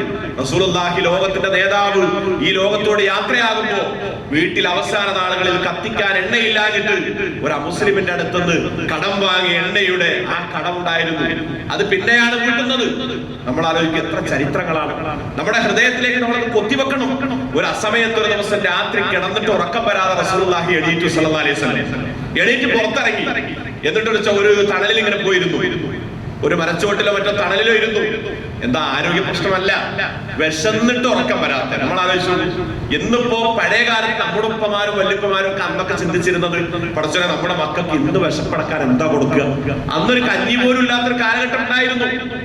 എനിക്കറിയാം, പലരും പറയുന്നത് ഞാൻ കേട്ടിട്ടുണ്ട്, അന്നൊക്കെ ഭക്ഷണത്തിന് വേണ്ടി പട്ടിണി കിടന്നിട്ട് നമ്മുടെയൊക്കെ പിതാക്കന്മാരൊക്കെ പറയാം, അവരൊക്കെ അന്ന് ഈ കടകളിലൊക്കെ ഈ ചായ മക്കാനികളിൽ ചായ ഉപയോഗിച്ച അവസാനത്തിന്റെ ഒരു ചണ്ടിയുണ്ട്, അതിന്റെ ഈ ചായപ്പൊടിയുടെ ചായ ഇതുണ്ടല്ലോ, ആ കവറിന്റെ ഉള്ളിൽ നിന്ന് അതിന്റെ എല്ലാം ഊറ്റിയെടുത്ത് അവസാനം ആ ചായപ്പൊടിയുടെ ചണ്ടി ഒരു വേസ്റ്റ് കൊട്ടയിലേക്ക് ഇടും. എന്നിട്ട് അത് പോയി കൊണ്ടുവന്നിട്ട് അതുകൊണ്ട് ചായ ഉണ്ടാക്കി കുടിച്ച ചരിത്രമൊക്കെ ഒരുപാട് ആളുകളോട് പറഞ്ഞിട്ടുണ്ട്. അതേപോലെ ചിപ്സ് പൊരിക്കുന്നിടത്ത് അതിന്റെ തൊലി, ആ പഴത്തിന്റെ, ആ വാഴപ്പഴത്തിന്റെ തൊലി എടുത്തുകൊണ്ട് പുറത്തേക്ക് വലിച്ചെറിഞ്ഞ് എടുത്തുകൊണ്ടുണ്ട്, അതുകൊണ്ട് കറി വെച്ച് ഉപ്പേരി വെച്ച് മക്കൾ കൊടുത്തവരുണ്ട്. നമ്മൾ ആലോചിക്കുന്നത്, അന്നത്തെ ആ തലമുറ മാറി 1-2 തലമുറ കഴിഞ്ഞപ്പത്തിന് ഇന്ന് ചിന്തിക്കുന്നത് നമ്മൾ ഏത് ഭക്ഷണമാണ് ഇന്ന് കഴിക്കുക എന്നതിനെ കുറിച്ചുള്ള ചർച്ചയാണുള്ളത്. മക്കൾക്കിടയിൽ, കുടുംബത്തിനിടയിൽ ഇന്ന് ഉച്ചക്കിന്നത് ഈ ഐറ്റംസ്, രാത്രി ഏത് വേണം, നാളെ ഏത് ഹോട്ടലിലേക്കാണ് നമ്മൾ പോവേണ്ടത്, എവിടെയാണ് നമ്മൾ പോവേണ്ടത്, ഇതിനെ കുറിച്ച് ചിന്തിക്കുന്ന ഒരു കാലത്ത് നമ്മളുണ്ട്. റസൂലുള്ളാഹി സ്വല്ലല്ലാഹു അലൈഹി വസല്ലം വിശന്നിട്ടാണ് വീട്ടിൽ നിന്ന് ഇറങ്ങുന്നത്, ഉറക്കം വരുന്നില്ല. ഒരു സ്ഥലത്ത് കുറച്ച് സമയം ഇരുന്നപ്പോ അതാ ഒരാളും കൂടെ വരുന്നു. ആരാണത്? സിദ്ദീഖുൽ അക്ബർ റളിയല്ലാഹു അൻഹു, അബൂബക്കർ റളിയല്ലാഹു അൻഹു. അദ്ദേഹം വന്നപ്പോ നബിയെ കണ്ടു സലാം ഓതി. അപ്പൊ നബി ചോദിച്ചു, സലാം അടക്കട്ടെ, എന്താണ് അബൂബക്കർ, എന്താണ് ഈ സമയത്ത്, ആ സമയത്ത് എന്തോ ഉറങ്ങാത്തത്? അദ്ദേഹം പറഞ്ഞു, നബിയെ വിശപ്പോട്ട് വന്നതാണ്. അപ്പൊ നബിയോട് അദ്ദേഹം തിരിച്ചു ചോദിച്ചു, നിങ്ങൾ എന്താണ് പ്രവാചകൻ? നബി പറഞ്ഞു, ഞാനും മനുജു വിശപ്പാണ്, എന്റെയും വിഷയം വിശപ്പാണ്. ഇപ്പൊ രണ്ടുപേരായി, കൂട്ടിനൊരാളും കൂടെ ആയി. കുറച്ച് സമയം വെയിറ്റ് ചെയ്തപ്പോ മൂന്നാമതൊരാൾ വരുന്നു. ആരാന്നറിയുമോ? ഉമറുൽ ഫാറൂഖ്, ഉമർ ഇബ്നുൽ ഖത്താബ് റളിയല്ലാഹു അൻഹു സലാം ഓതി. ഉടനെ ചോദിച്ചു, പ്രവാചകൻ എന്താണ് ഈ സമയത്ത് ഉറങ്ങാതെ? നബി ഒന്നുമല്ല, വിശപ്പാണ്. അപ്പൊ തിരിച്ചു ഉമറുള്ളാന്റെ ചോദ്യം, നിങ്ങൾ രണ്ടുപേരും എന്താണ് ഇവിടെ ഇരിക്കുന്നത്? അതേ കാരണം, നിന്റെ അതേ കാരണമാണ്, നിങ്ങളുടെ കാരണമാണ്, വിശപ്പാണ്. മൂന്ന് പേരായി. നമ്മൾ ആലോചിച്ചു. എന്നിട്ട് കുറച്ച് സമയം അവിടെ ഇരുന്നിട്ട് റസൂലുള്ളാഹി സ്വല്ലല്ലാഹു അലൈഹി വസല്ലം പറഞ്ഞു, എനിക്കൊരു സഹാബിയെ പരിചയമുണ്ട്. അൻസാരിയാണ് അദ്ദേഹം, അൻസാരി സഹാബിയാണ്. നേരത്തെ മദീനക്കാരനാണ്. അതുകൊണ്ട് അദ്ദേഹത്തിന് അത്യാവശ്യം സാമ്പത്തികമൊക്കെ ഉണ്ട്. അബുൽ ഹൈസം എന്നാണ് അദ്ദേഹത്തിന്റെ പേര് റളിയല്ലാഹു അൻഹു. നമുക്ക് അവിടെ വരെ ഒന്ന് പോയിട്ട് വരാം, എന്തെങ്കിലുമൊക്കെ കിട്ടാനുള്ള സാധ്യതയുണ്ട്, എന്തെങ്കിലും വിശപ്പടക്കാൻ കിട്ടുമെന്ന ശുഭപ്രതീക്ഷയിൽ ഇവരെയും കൂടി റസൂലുള്ളാഹി പുറപ്പെട്ടു. അവിടെ ചെന്ന് വീട്ടിൽ ചെന്നപ്പോൾ വീടിന്റെ വാതിൽ കഥ അടച്ചിട്ടുണ്ട്. ഒരു വീട്ടിൽ ചെന്നാൽ നമുക്ക് സ്വീകരിക്കേണ്ട ഒരു നിലപാട്, ഒരു നയം ഇസ്ലാം പറഞ്ഞു തന്നത് 3 പ്രാവശ്യം സലാം പറയാം. ഒരു ജവാബും ഇല്ലെങ്കിൽ തിരിച്ചു പോരുക. ഒരു വീട്ടിൽ പോയിട്ട് മാക്സിമം 3 പ്രാവശ്യം കോളിമ്പല്ലടിക്കുക. ആ കോളിമ്പല്ലടിച്ചിട്ട് ഒരു മറുപടി ഇല്ലേ, പിന്നെ അവിടെ ജനലിന്റെ പൊളിയും മറ്റൊന്നും തുറന്ന് നമ്മൾ പരതേണ്ടതില്ല, തിരിച്ചു പോരണം. ഇതാണ് ഇസ്ലാമിന്റെ നിയമം, റസൂലുള്ളാഹി പഠിപ്പിച്ചത്. ഒന്നാമത്തെ സലാം പറഞ്ഞു നബി, ഒരു മറുപടി ഇല്ല. സെക്കൻഡ് സലാം പറഞ്ഞു, അപ്പോഴും മറുപടി ഇല്ല. മൂന്നാമത്തെ സലാമിന് മറുപടി ഇല്ലാന്ന് കണ്ടപ്പോ നബി പറഞ്ഞു ഇവരോട്, 2 സഹായിമാരോട്, ഇവിടെ ആരുമില്ലെന്ന് തോന്നുന്നുണ്ട്, പുറത്തു പോയതായിരിക്കും, നമുക്ക് മടങ്ങാന്ന് പറഞ്ഞ് നടക്കാൻ തുടങ്ങിയപ്പോ പെട്ടെന്ന് കതക് തുറന്ന് അബൂൽ ഹൈസം റളിയല്ലാഹു അൻഹുവിന്റെ ഭാര്യ ഓടി വന്നു. എന്നിട്ട് പറഞ്ഞു, നബിയെ, നിങ്ങളുടെ ഒന്നാമത്തെ സലാം ഞാൻ കേട്ടു, ഞാൻ മടക്കി, ഞാനും എന്റെ മക്കളൊക്കെ മടക്കി. രണ്ടാമത്തേത് കേട്ടു, അതും മടക്കി. മൂന്നാമത്തേതും കൂടി കിട്ടാൻ വേണ്ടിയാണ് എല്ലാം പതുക്കെ മടക്കിയത്. എന്ന് പറഞ്ഞാൽ എന്താ? റസൂലുള്ളാഹി സ്വല്ലല്ലാഹു അലൈഹി വസല്ലമയുടെ സലാം കൊതിച്ചവരായിരുന്നു അവർ. എന്താണ് ആ സലാമിലൂടെ പറയുന്നത്? നിങ്ങൾക്ക് അള്ളാഹുവിന്റെ രക്ഷയുണ്ടാവട്ടെ. നോക്കൂ, ആരാണിത് പ്രാർത്ഥിക്കുന്നത്? റസൂലുള്ളാഹിയാണ് പ്രാർത്ഥിക്കുന്നത്. അപ്പൊ അവരൊക്കെ അത് ആഗ്രഹിച്ചു. എന്നിട്ട് ചോദിച്ചു, എവിടെയാണ് അബൂൽ ഹൈസം റളിയല്ലാഹു അൻഹു? നബി സല്ലല്ലാഹു അലൈഹി വസല്ലം ചോദിക്കുമ്പോൾ ഭാര്യ പറഞ്ഞു, തൊട്ടുപുറത്ത് വീടിന്റെ പിൻവശത്ത് ഈത്തപ്പഴത്തോട്ടമുണ്ട്, അവിടെ എന്തോ നനച്ചുകൊണ്ടിരിക്കുന്നു. പെട്ടെന്ന് അദ്ദേഹത്തെ വിളിച്ചു. നബിയെയും ഈ 2 സഹാബത്തിനെയും ഇരുത്തി. എന്നിട്ട് അവർക്ക് ഈത്തപ്പനയിൽ നിന്ന് പഴുത്ത് പാകമായ ഒരു കൊല പറിച്ചു കൊണ്ടുവന്നിട്ട് അവർക്ക് വെച്ചു കൊടുത്തു. കഴുകി വൃത്തിയാക്കി തണുത്ത വെള്ളം കൊടുത്തു. അത്യാവശ്യം അവർക്ക് നല്ല ആശ്വാസമായി. നബി പറഞ്ഞു, ഇനി ഞങ്ങൾ പോട്ടെ, അൽഹംദുലില്ലാഹ്, നിങ്ങൾക്ക് അല്ലാഹു നിങ്ങളുടെ റിസ്ക് വർദ്ധിപ്പിക്കട്ടെ. ഇത് പറഞ്ഞപ്പോ അവര് പറഞ്ഞു, അബൂൽ ഹൈസം റളിയല്ലാഹു അൻഹു പറഞ്ഞു, പോവാനായിട്ടില്ല, പോകരുത്. ലോകത്ത് ഇന്ന് ഈ മദീനയിൽ ഇത്രയും വലിയ അതിഥികളെ, ഗസ്റ്റുകളെ ഞാൻ കിട്ടൂല. ഒരുമിച്ച് കിട്ടാവുന്ന ഏറ്റവും വലിയ ഗസ്റ്റുകളാണ് നിങ്ങൾ. അതുകൊണ്ട് നിങ്ങളെ കുറച്ചുകൂടെ ഭക്ഷണം കഴിപ്പിച്ചിട്ടേ വിടൂ. ഇരിക്കണം, വെയിറ്റ് ചെയ്യണം. അവരെ മുറ്റത്തൊരു ഭാഗത്തേക്ക് ഇരുത്തി, അവരെ അങ്ങനെ ഇരുത്തി. പെട്ടെന്ന് ആടിന്റെ മാംസം കൊണ്ടുവരുന്നു, നല്ല റൊട്ടി ഉണ്ടാക്കുന്നു, ഫ്രൈ ഉണ്ടാക്കുന്നു. എന്നിട്ട് ഇതെല്ലാം പാകമായതിനു ശേഷം ഇവരെ കഴിപ്പിച്ചിട്ട് റസൂലുള്ളാഹി സ്വല്ലല്ലാഹു അലൈഹി വസല്ലം ഇതൊക്കെ കഴിച്ച് പിന്നെ ഈ കുടുംബത്തിന് വേണ്ടി പ്രാർത്ഥിച്ച് പുറത്തിറങ്ങി സ്വല്പം മുന്നോട്ട് പോയി റസൂലുള്ളാഹി സ്വല്ലല്ലാഹു അലൈഹി വസല്ലം അവിടെ നിന്നു. എന്നിട്ട് തന്റെ 2 പ്രിയപ്പെട്ട സുഹൃത്തുക്കളോട് പറഞ്ഞു, നമ്മളിപ്പോ ഈ കഴിച്ച ഭക്ഷണമുണ്ടല്ലോ, നമ്മൾ ഈ കുടിച്ച വെള്ളമുണ്ടല്ലോ, നാളെ അള്ളാഹുവിന്റെ മുമ്പിൽ നമ്മൾ കണക്ക് പറയേണ്ടി വരും. അള്ളാഹുവിന്റെ മുമ്പിൽ നമ്മൾ കണക്ക് ബോധിപ്പിക്കേണ്ടി വരും. പ്രിയപ്പെട്ടവരെ, എന്താണ് അവർ കഴിച്ചത്? 1-2 റൊട്ടി, ഏതാനും ഈത്തപ്പഴം, അല്പം മാംസം. ഇത് നാളെ പറയേണ്ടി വരും എന്ന് റസൂലുള്ളാഹി അവരോട് പറഞ്ഞു കൊടുക്കുക. ഇത് അള്ളാഹു നാളെ നമ്മളോട് ചോദിക്കുമെന്ന് അവിടെ റസൂലുള്ളാഹി സ്വല്ലല്ലാഹു അലൈഹി വസല്ലം അവരോട് പറയാം. എന്നിട്ട് പ്രവാചകൻ ഇവരോട് പറഞ്ഞു, ഞാൻ ഒന്നുകൂടെ എനിക്ക് അബൂൽ ഹൈസം റളിയല്ലാഹു അൻഹു കാണാനുണ്ട്, നിങ്ങൾ ഒന്നുകൂടെ നിൽക്കണം, ഒന്ന് വെയിറ്റ് ചെയ്യാൻ, ഇപ്പൊ വരാം. എന്നിട്ട് റസൂലുള്ളാഹി വീണ്ടും അബൂൽ ഹൈസം റളിയല്ലാഹു അൻഹുവിനെ വിളിച്ചിട്ട് അദ്ദേഹത്തിന്റെ ചെവിയിൽ ചോദിക്കുന്ന ഒരു ചോദ്യമുണ്ട്. അബൂൽ ഹൈസം, ഞാൻ ചോദിക്കുന്നതിൽ എന്തെങ്കിലും പ്രയാസമുണ്ടെങ്കിൽ എന്നോട് ക്ഷമിക്കണം. കാര്യം, ഞങ്ങളിപ്പോ ഈ കഴിച്ച ഭക്ഷണത്തിന്റെ എന്തെങ്കിലും ഒരു അല്പം ബാക്കിയുണ്ടോ നിങ്ങളുടെ വീട്ടിൽ? അടുക്കളയിൽ എന്തെങ്കിലും ബാക്കി ഉണ്ടാവുമോ? എന്റെ മകൾ ഫാത്തിമ ഇതുപോലത്തെ ഒരു ഫുഡ് കഴിച്ചിട്ട് മാസങ്ങളായിട്ടുണ്ടായിട്ടുണ്ട്. ഞാനിത് കഴിച്ച് എന്റെ വീട്ടിൽ ചെല്ലുമ്പോ മകളുടെ മുഖത്തേക്ക് നോക്കുമ്പോ എന്റെ ഹൃദയത്തിലുണ്ടാവുന്ന ഒരു നൊമ്പരമുണ്ട്, ഒരു വേദനയുണ്ട്. നമ്മൾ ആലോചിക്കും, പ്രിയപ്പെട്ട, ആരാണ് ചോദിക്കുന്നത്? അബൂൽ ഹൈസം റളിയല്ലാഹു അൻഹു വളരെ പെട്ടെന്ന് വേഗത്തിൽ വീട്ടിന്റെ ഉള്ളിൽ പോയി ഭാര്യയോട് പറഞ്ഞ് ഭക്ഷണം പാക്ക് ചെയ്ത് കൊടുത്തയച്ച് റസൂലുള്ളാഹി സ്വല്ലല്ലാഹു അലൈഹി വസല്ലം അതും പിടിച്ച് വീട്ടിലേക്ക് പോകുമ്പോ അബൂലൈഫ് റളിയല്ലാഹുവിന്റെ മനസ്സിലുള്ള ഒരു സന്തോഷമുണ്ട്, ഭാര്യയുടെ മനസ്സിലുള്ള ഒരു നയനാനന്ദകരമായിട്ടുള്ള ഒരു സാഹചര്യമുണ്ട്. ഈ തിരിച്ചറിവിലൊക്കെ അവര് ആ സമയത്ത് പോലും അവർ പറഞ്ഞു പോയത് അള്ളാഹുവിന്റെ മുമ്പിൽ ഇതിനൊക്കെ നമ്മൾ നന്ദി പറയേണ്ടി വരും. ഞാൻ പറഞ്ഞു വരുന്നത് നമുക്ക് കിട്ടിയ നിഅമത്തുകൾ എന്താണെന്ന് നമ്മൾ തിരിച്ചറിയണം. ആ നിഅമത്തുകൾ നമ്മൾ തിരിച്ചറിഞ്ഞാൽ അള്ളാഹുവിനെ കുറിച്ച് നമുക്ക് തിരിച്ചറിയാൻ കഴിയും. അള്ളാഹു നമ്മളോട് ചോദിക്കുന്ന ചോദ്യമുണ്ട്, വമാ ഖദറുല്ലാഹ ഹഖ ഖദരിഹി. അവർ തന്റെ സ്രഷ്ടാവിനെ അറിയേണ്ട വിധം അറിഞ്ഞില്ല, തന്റെ റബ്ബ് ആരാണെന്ന് അവർ അറിഞ്ഞില്ല. മാലക്കും ലാ തർജൂന ലില്ലാഹി വഖാറ. അവർ അല്ലാഹുവിന് ഒരു ഗാംഭീര്യവും അവർ കൊടുത്തില്ല.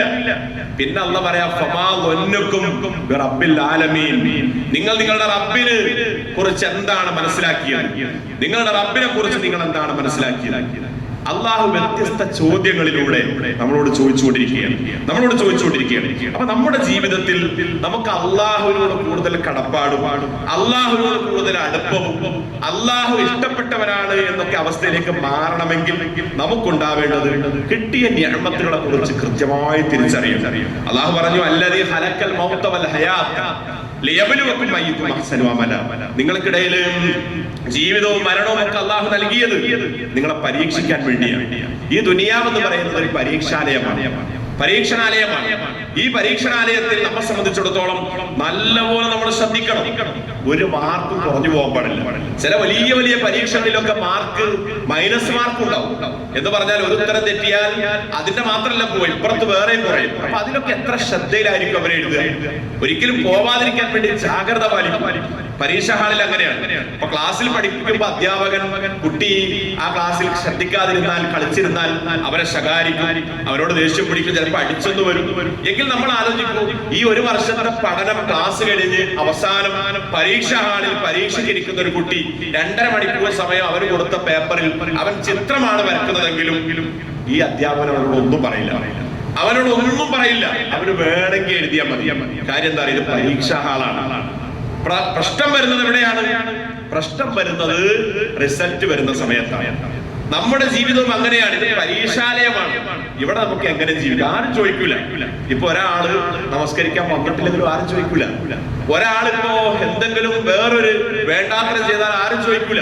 അപ്പൊ ഞാനിപ്പോ കഴിഞ്ഞൊരു 4-5 ദിവസം മുമ്പ്, നോമ്പിന്റെ 2ാമത്തെ ദിവസമാണെന്ന് തോന്നുന്നു, കഴിഞ്ഞ വ്യാഴാഴ്ചയോ മറ്റോ ഞാനിങ്ങനെ ഇതുപോലൊരു ക്ലാസ്സിന് വേണ്ടി ഞങ്ങളുടെ നാട്ടിൽ നിന്ന് ഞാൻ ബസ്സിൽ പോയിക്കൊണ്ടിരിക്കുകയാണ്. ഒരു കോഴിക്കോട് ഭാഗത്തേക്ക് ബസ്സിൽ പോയിക്കൊണ്ടിരിക്കുമ്പോൾ ഒരു 10 മണി ഒക്കെ സമയമായ സമയത്ത് നിലമ്പൂരിലുള്ള ബസ് സ്റ്റാൻഡിൽ ബസ് ഇങ്ങനെ നിർത്തിയ സമയത്ത് എനിക്ക് പരിചയമുള്ള ചുങ്കത്രയിലെ ഒരു ചെറുപ്പക്കാരൻ, നന്നായിട്ട് അറിയുന്ന ചെറുപ്പക്കാരൻ, ഇടക്കിടക്ക് കാണുന്ന അദ്ദേഹത്തിന്റെ സുഹൃത്തും കൂടെ നിലമ്പൂർ ബസ് സ്റ്റാൻഡിൽ മദ്യപിച്ചിട്ട് കാലിൽ പിടുത്തം കിട്ടാതെ ഇങ്ങനെ മറിഞ്ഞു വീണുകൊണ്ടിരിക്കുക. വീഴുന്നു, പിന്നെ എണീക്കുന്നു, വല്ലാത്തൊരു സജ്ജ. അപ്പൊ ഞാനിങ്ങനെ ആലോചിച്ചു പോയി, പടച്ചോനെ, ഇത്രയും നല്ലൊരു അനുഗ്രഹീതമായ മാസത്തിന്റെ പകലിൽ പോലും ബസ്സും ആളുകളും ഒക്കെ പോയിക്കൊണ്ടിരിക്കുന്ന ഒരു സ്ഥലത്ത് പരസ്യമായിട്ട് ഇങ്ങനെ ചെയ്യണമെങ്കിൽ അയാളുടെ ഒരു മാനസികാവസ്ഥ എന്താണ്? അയാളുടെ ദീൻ എന്താണ്? റബ്ബിനെ കുറിച്ചുള്ള ബോധം എന്താണ്? ഈ പരീക്ഷയെ കുറിച്ചുള്ള കാഴ്ചപ്പാട് എന്താണ്? പരലോകത്തെ കുറിച്ചുള്ള ചിന്ത എന്താണ്? ഇവിടെയാണ് നമ്മൾ വീണ്ടും പുനരാലോചിക്കേണ്ടത്. എല്ലാത്തിനും ഒരു ലക്ഷ്യമുണ്ട്. ഞാൻ അവസാനിപ്പിക്കുന്നത് വിശദീകരിച്ച് പറയുന്നില്ല. എല്ലാത്തിനും ഒരു ലക്ഷ്യമുണ്ട്. ക്ലോക്കിനൊരു ലക്ഷ്യമുണ്ട്. ക്ലോക്കിന്റെ മിനിറ്റ് സൂചിക്കും, സെക്കൻഡ് സൂചിക്കും, മണിക്കൂർ സൂചിക്കും ലക്ഷ്യമുണ്ട്. പക്ഷെ ഈ ലക്ഷ്യങ്ങൾ എന്താണെന്ന് ഈ ക്ലോക്കിന്റെ സൂചികൾക്ക് അറിയില്ല. എന്നാൽ അതിന്റെ ലക്ഷ്യം എന്താണെന്ന് നിർമ്മിച്ച നിർമ്മാതാവിന് അറിയും. മനുഷ്യന്റെ ലക്ഷ്യം എന്താണെന്ന് മനുഷ്യനറിയില്ല. എങ്കിൽ മനുഷ്യനെ സൃഷ്ടിച്ച സ്രഷ്ടാവിന് അറിയും. ആ സ്രഷ്ടാവ് പറയുന്നു, വമാ ഖലഖതുൽ ജിന്ന വൽ ഇൻസ ഇല്ലാ ലിയഅ്ബുദൂൻ. മനുഷ്യരെ, നിങ്ങളെയും ജിന്നുകളെയും ഒക്കെ നമ്മൾ സൃഷ്ടിച്ചത് എനിക്ക് വേണ്ടി മാത്രം വഴിപ്പെടാൻ, എനിക്ക് ഇബാദത്ത് ചെയ്യാൻ, എന്നെ ആരാധിക്കാൻ. ഇത് അള്ളാഹുവിന്റെ ഏറ്റവും പ്രധാനപ്പെട്ട ഉത്ബോധനമാണ്. അപ്പൊ ഇത്തരത്തിലൊക്കെ നമ്മൾ ചിന്തിക്കുമ്പോൾ, ആലോചിക്കുമ്പോൾ ജീവിതത്തിൽ ഒരുപാട് ധന്യമായ മുഹൂർത്തങ്ങൾ നമുക്ക് സൃഷ്ടിക്കാൻ സാധിക്കും. അങ്ങനെ വരുമ്പോഴാണ് അള്ളാഹുവിന്റെ പൊരുത്തത്തിന് നമ്മൾ പാത്രീഭൂതരാകും. റസൂലുള്ളാഹി സ്വല്ലല്ലാഹു അലൈഹി വസല്ലമയുടെ കൂടെ ജീവിച്ച ആളുകളെ കുറിച്ച് ഖുർആൻ പറഞ്ഞത് എന്താണ്? റളിയല്ലാഹു അൻഹും വറളു അൻഹു. അള്ളാഹുവിന് അവരെ ഇഷ്ടമായി, അവർക്ക് അള്ളാഹുവിനെ ഇഷ്ടമായി. എന്നിട്ട് അവർക്ക് കിട്ടുന്ന ബെനിഫിറ്റ് എന്താണ്? ഖുർആൻ പറയാണ്, ജന്നാത്തിൻ തജ്രീ മിൻ തഹ്തിഹൽ അൻഹാർ. താഴ്ഭാഗത്തുകൂടി നദികൾ ഒഴുകുന്ന, അരുവികൾ ഒഴുകുന്ന സ്വർഗം. സ്വർഗം. ആ സ്വർഗം നമ്മൾ ആലോചിച്ചത് വല്ലാത്തൊരു മനോഹാരിതയാണ്. അപ്പൊ നമ്മൾ വന്ന് സഫർഖാന്റെ വീട്ടിൽ പോയി ഞങ്ങളിങ്ങനെ ആ കായലിന്റെ അടുത്തുകൂടെ അങ്ങനെ നടന്നു വരുമ്പോ നല്ല കുളിർമയുള്ള കാറ്റ്. അപ്പൊ സഫർക്ക് പറഞ്ഞൊരു ഇതുണ്ട്. എന്താ പറഞ്ഞത്? ഈ സ്വർഗത്തെ കുറിച്ച് പറയുന്നിടത്തൊക്കെ ചുറ്റിലും അരുവികൾ ഒഴുകുമെന്ന് ഖുർആൻ നമ്മളോട് പറഞ്ഞു. അത് ഖുർആനിന്റെ ഒരു വല്ലാത്തൊരു സംഗതിയാണ്. ആ കുളിർമയും കാറ്റും നമ്മൾ ആലോചിക്കുമെങ്കിൽ ആ കുളിർമയല്ല സ്വർഗത്തില്, അതൊരു ചെറിയ എക്സാമ്പിൾ മാത്രം. അതിനേക്കാൾ എത്രയോ മുകളിലാണ് ആ സ്വർഗം. ആ സ്വർഗത്തിലേക്ക് എത്തണമെങ്കിൽ നന്നായിട്ട് മത്സരിക്കണം. അതുകൊണ്ടാണ് ഖുർആൻ പറഞ്ഞത്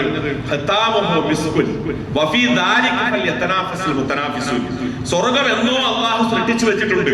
പക്ഷെ അത് സൃഷ്ടിച്ചു എന്നല്ലാതെ അത് അടച്ചു വെച്ചിരിക്കുകയാണ്. അടച്ചു വെച്ചിട്ട് അതിന്റെ അടപ്പെന്ന് പറയുന്നത്, സീലെന്ന് പറയുന്നത് ഭദ്രമാണ്. ആർക്കും പൊട്ടിക്കാൻ കഴിയില്ല. ഒരാൾക്കും അതിൽ പ്രവേശനവുമില്ല. അത് അടച്ചു വെച്ചിരിക്കുന്നത് കസ്തൂരി കൊണ്ടാണ്, മിസ്ക് കൊണ്ടാണ്. എന്നിട്ട് ഖുർആൻ പറയാം മത്സരിക്കുന്നവർ ആ സ്വർഗത്തിന് വേണ്ടി മത്സരിക്കട്ടെ.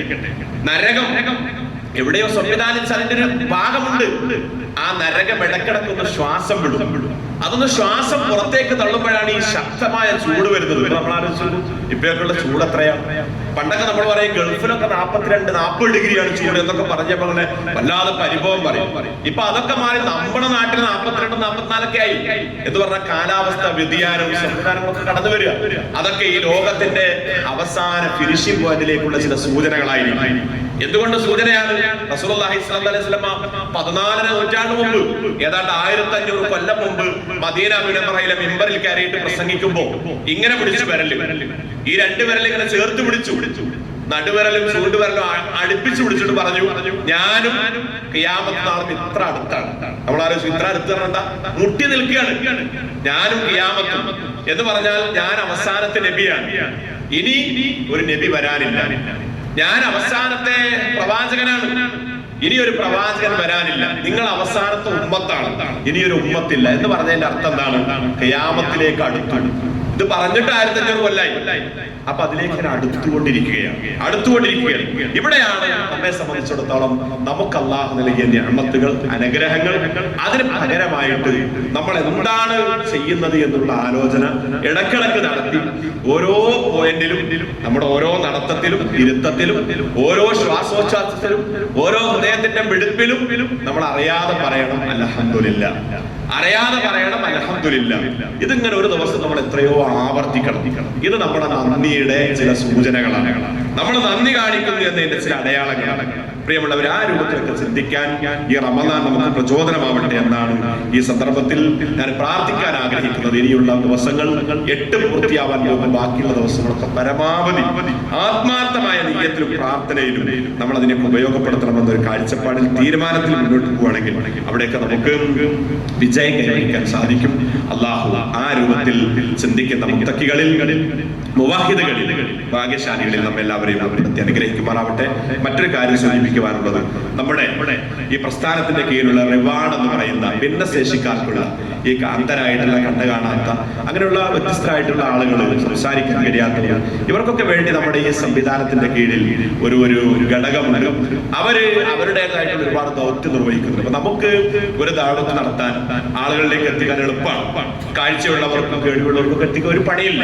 സംസാരിക്കാൻ കഴിയുന്നവർക്ക് എത്തിക്കാൻ ഒരു പണിയില്ല. പക്ഷെ അവരെ സംബന്ധിച്ചിടത്തോളം കാഴ്ചയില്ലാത്തവർക്കും സംസാരിക്കാൻ കഴിയാത്തവർക്കും കാത് കേൾക്കാത്തവർക്കൊക്കെ വളരെ സാഹസികമായിട്ട് നടത്തിക്കൊണ്ടിരിക്കുന്ന സംവിധാനമാണ്. ആ സംവിധാനത്തിന് അതിന്റെ നേതൃത്വവും അതിന്റെ ആളുകളും ഒക്കെ ഉണ്ട്. അപ്പൊ അതിന്റെ ഒരു പ്രവർത്തകൻ, അതിന്റെ ഒരു ലീഡർ, നമ്മുടെ പ്രിയപ്പെട്ട ഷിഹാബ്, അദ്ദേഹം നമ്മുടെ കൂടെ വന്നിട്ടുണ്ട്.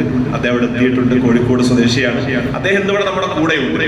നാളെ രാവിലെ വരെ ഉണ്ടാവും. അപ്പൊ ഇന്ന് തറാവീഹിന് വരുമ്പോൾ നിങ്ങളെല്ലാവരും പരമാവധി ആ ഒരു സംരംഭത്തിലേക്ക്, ഈ ഒരു ദഅവത്തിലേക്ക്, അവരിലേക്ക് പലപ്പോഴും ഇത്തരം ആളുകളെയൊക്കെ വശംബദരാക്കി വശീകരിച്ചുകൊണ്ട് കൊണ്ടുപോയിക്കൊണ്ടിരിക്കുന്നത് വിശിഷ്യ നമ്മുടെയൊക്കെ നാട്ടില് ഈ നസാറാക്കളായിട്ടുള്ള ആളുകളാണ്. അവർക്ക് ഒരുപാട് ഇത്തരത്തിലുള്ള ചാരിറ്റി സംവിധാനങ്ങളും അവരുടെ ദഅവ സംവിധാനങ്ങളും ഒക്കെ അവരുടെ മിഷനറിമാർക്കിടയിലുണ്ട്. അപ്പൊ അവരത് നടത്തി പലപ്പോഴും അതിലേക്ക് കൂട്ടി കൊണ്ടുപോകുമ്പോഴൊക്കെ അതിനൊരു ബദൽ അല്ല, അതിനേക്കാൾ അപ്പുറം നമ്മുടെ ഒരു ഉത്തരവാദിത്തമുള്ള നിലക്കാണ് നമ്മുടെ ഈ പ്രസ്ഥാനം ഇങ്ങനെ റിവാർഡ് എന്ന് പറയുന്ന ഒരു സംവിധാനം രൂപീകരിച്ച് പ്രവർത്തിച്ചുകൊണ്ടിരിക്കുന്നത്. അപ്പൊ അതിന് സാമ്പത്തികമായിട്ട് അവര് സഹായങ്ങൾ ശേഖരിക്കുന്നത്, സംഭരിക്കുന്നത് ഈ പരിശുദ്ധ റമദാനിൽ നമ്മുടെ സക്കാത്തും സ്വതക്കയൊക്കെയാണ്. ആ വിഷയത്തിൽ ഇന്ന് രാത്രി നമുക്ക് വരുമ്പോ, അല്ലെങ്കിൽ ഇപ്പൊ കയ്യിലുള്ളവരും മറ്റുള്ളവരൊക്കെ അദ്ദേഹത്തെ ഏൽപ്പിച്ച് സഹായിക്കണം. അദ്ദേഹം കണ്ണിന് കാഴ്ചയില്ലാത്ത പരിമിതമായിട്ടുള്ള പ്രയാസം അനുഭവിക്കുന്ന സഹോദരൻ കൂടിയാണ് എന്ന് നിങ്ങളെ ഓർമ്മപ്പെടുത്തുകയാണ്. തെക്കൻ ജില്ലയിലെ ഓരോ ഭാഗത്തും അദ്ദേഹം ഇങ്ങനെ വന്ന് കഴിഞ്ഞ ദിവസങ്ങളിൽ കൊല്ലത്തും അതേപോലെ അതിന്റെ അപ്പുറത്തും പത്തനാപുരത്തൊക്കെ എറണാകുളത്തിലൊക്കെ പോയിട്ടാണ് വരുന്നതെന്നാണ് ഞാൻ മനസ്സിലാക്കുന്നത്. ഏതായിരുന്നാലും ആ ഒരു സംരംഭത്തിലേക്ക് എല്ലാവരും പരമാവധി ഈ ഏറ്റവും കൂടുതൽ പുണ്യങ്ങൾ ലഭിക്കാൻ കാരണമാകുന്ന ഈ മാസത്തിൽ നിങ്ങളുടെ പങ്കാളിത്തം ഉണ്ടാവണം എന്ന് ഓർമ്മപ്പെടുത്തുകയാണ്. അള്ളാഹു നമ്മുടെ എല്ലാ ഉദ്ദേശങ്ങളും പൂർത്തീകരിക്കുകയും എല്ലാ ഉദ്ദേശങ്ങളും പരിപൂർണമായ രൂപത്തിൽ ചെയ്യുവാനും അതിന് അള്ളാഹു അർഹമായ പ്രതിഫലം നൽകി നമ്മെ തുണക്കുകയും അനുഗ്രഹിക്കുകയും ചെയ്യുമാറാവട്ടെ. ഈ ഒരുമിച്ചെടുത്ത ഒരു സൽക്രമമായി അള്ളാഹു നമ്മിൽ നിന്നും കബൂൽ ചെയ്യുമാറാവട്ടെ. ഈ ഒരുമിച്ച് കൂടിയതുപോലെ നമ്മെ സ്വർഗത്തിലും അള്ളാഹു നമ്മയും നമ്മുടെ മാതാപിതാക്കളെയും ഭാര്യ സന്താനങ്ങളെയും ഒരുമിച്ച് കൂട്ടി സംഗമിക്കുകയും അനുഗ്രഹിക്കുകയും ചെയ്യുമാറാവട്ടെ. ആരോഗ്യപരമായി പ്രയാസങ്ങൾ അനുഭവിക്കുന്ന ധാരാളക്കണക്കിന് ആളുകൾ നമ്മുടെ ഈ സദസ്സിലും നമ്മുടെ മഹല്ലിലും നാട്ടിലുമൊക്കെ ഉണ്ട്. എല്ലാവർക്കും അള്ളാഹു ആഫിയത്തും ആരോഗ്യം നൽകുമാറാവട്ടെ. اللهم ربنا تقبل منا انك انت السميع العليم وتب علينا انك انت التواب الرحيم. اللهم اشف مرضانا ومرضى المسلمين. اللهم ارحم موتانا وموتى المسلمين. ربنا آتنا في الدنيا حسنة وفي الآخرة حسنة وقنا عذاب النار. وصلى الله على نبينا محمد وعلى آله وصحبه أجمعين. سبحانك اللهم وبحمدك أشهد أن لا إله إلا أنت أستغفرك وأتوب إليك. السلام عليكم ورحمة الله وبركاته.